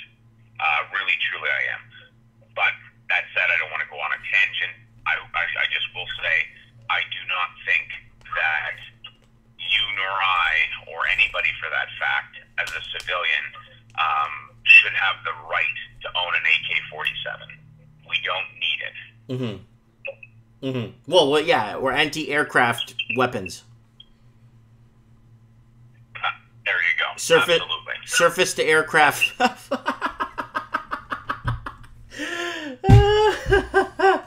Yeah. Anyway, Stevie, I'm getting tired, man. I want to go to sleep. Was that English? Yeah. It's like, what time is it? Like 2:30 in the morning? Yeah, it is. It is 2:30 in the morning. It's a late one, that's for sure. But I appreciate you having me on the show. If it wasn't so late, I'm sure I'd have some more energy or piss and vinegar to talk about certain things. But hopefully somebody makes an offer on Kevin Thompson's condo, because I think he may be in a difficult spot. Yeah, I think Kevin Thompson, I don't know, I mean, I just hope he's okay. You know, maybe we'll say a prayer for him tonight or something. I don't think God can help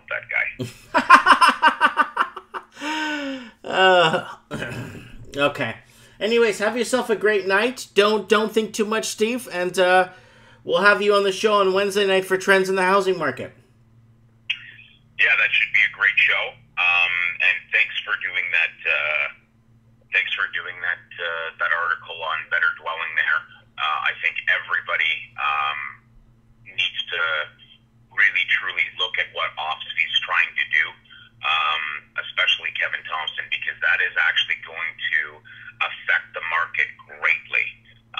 We're not talking about, improving on stress testing or, rates going up or anything else like that.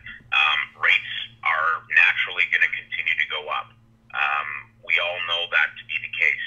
However, OPSFI as a whole, and I don't want to get into it too thick, but as the article says, they are really trying to change the way that people get approved for a mortgage. Oh, that one was disgusting. Did you see the 1983 one? Yeah, that was interesting. Dude, Michael Jackson was black. Yeah, I guess he would have been, yep. In 83. Anyways. All right, I'm going to let you go before I get in trouble. Have a good night, Steve. Stay out of jail, okay? Yeah, you too, buddy. Take care. Bye for now. Good night. All right, so that was Steve the plumber. Good guy. Been on the show for ages now. Anyways, guys, I'm signing off. I'm tired. I'm exhausted. It's been a long day. I'll have more time to make more videos for you guys now that I'm free from the shop. So I'll be working on the business from home. I'll be working from home more often. I'll be going over to the shop, picking up stuff as I need it, and start stripping down the shop. So I'll do more videos on that going forward. Let me know what you guys think about everything in the comments. Thanks for joining us. Thanks, everybody, for being on the show. It means a lot to me. And, yeah. Good night, everybody. Sleep tight.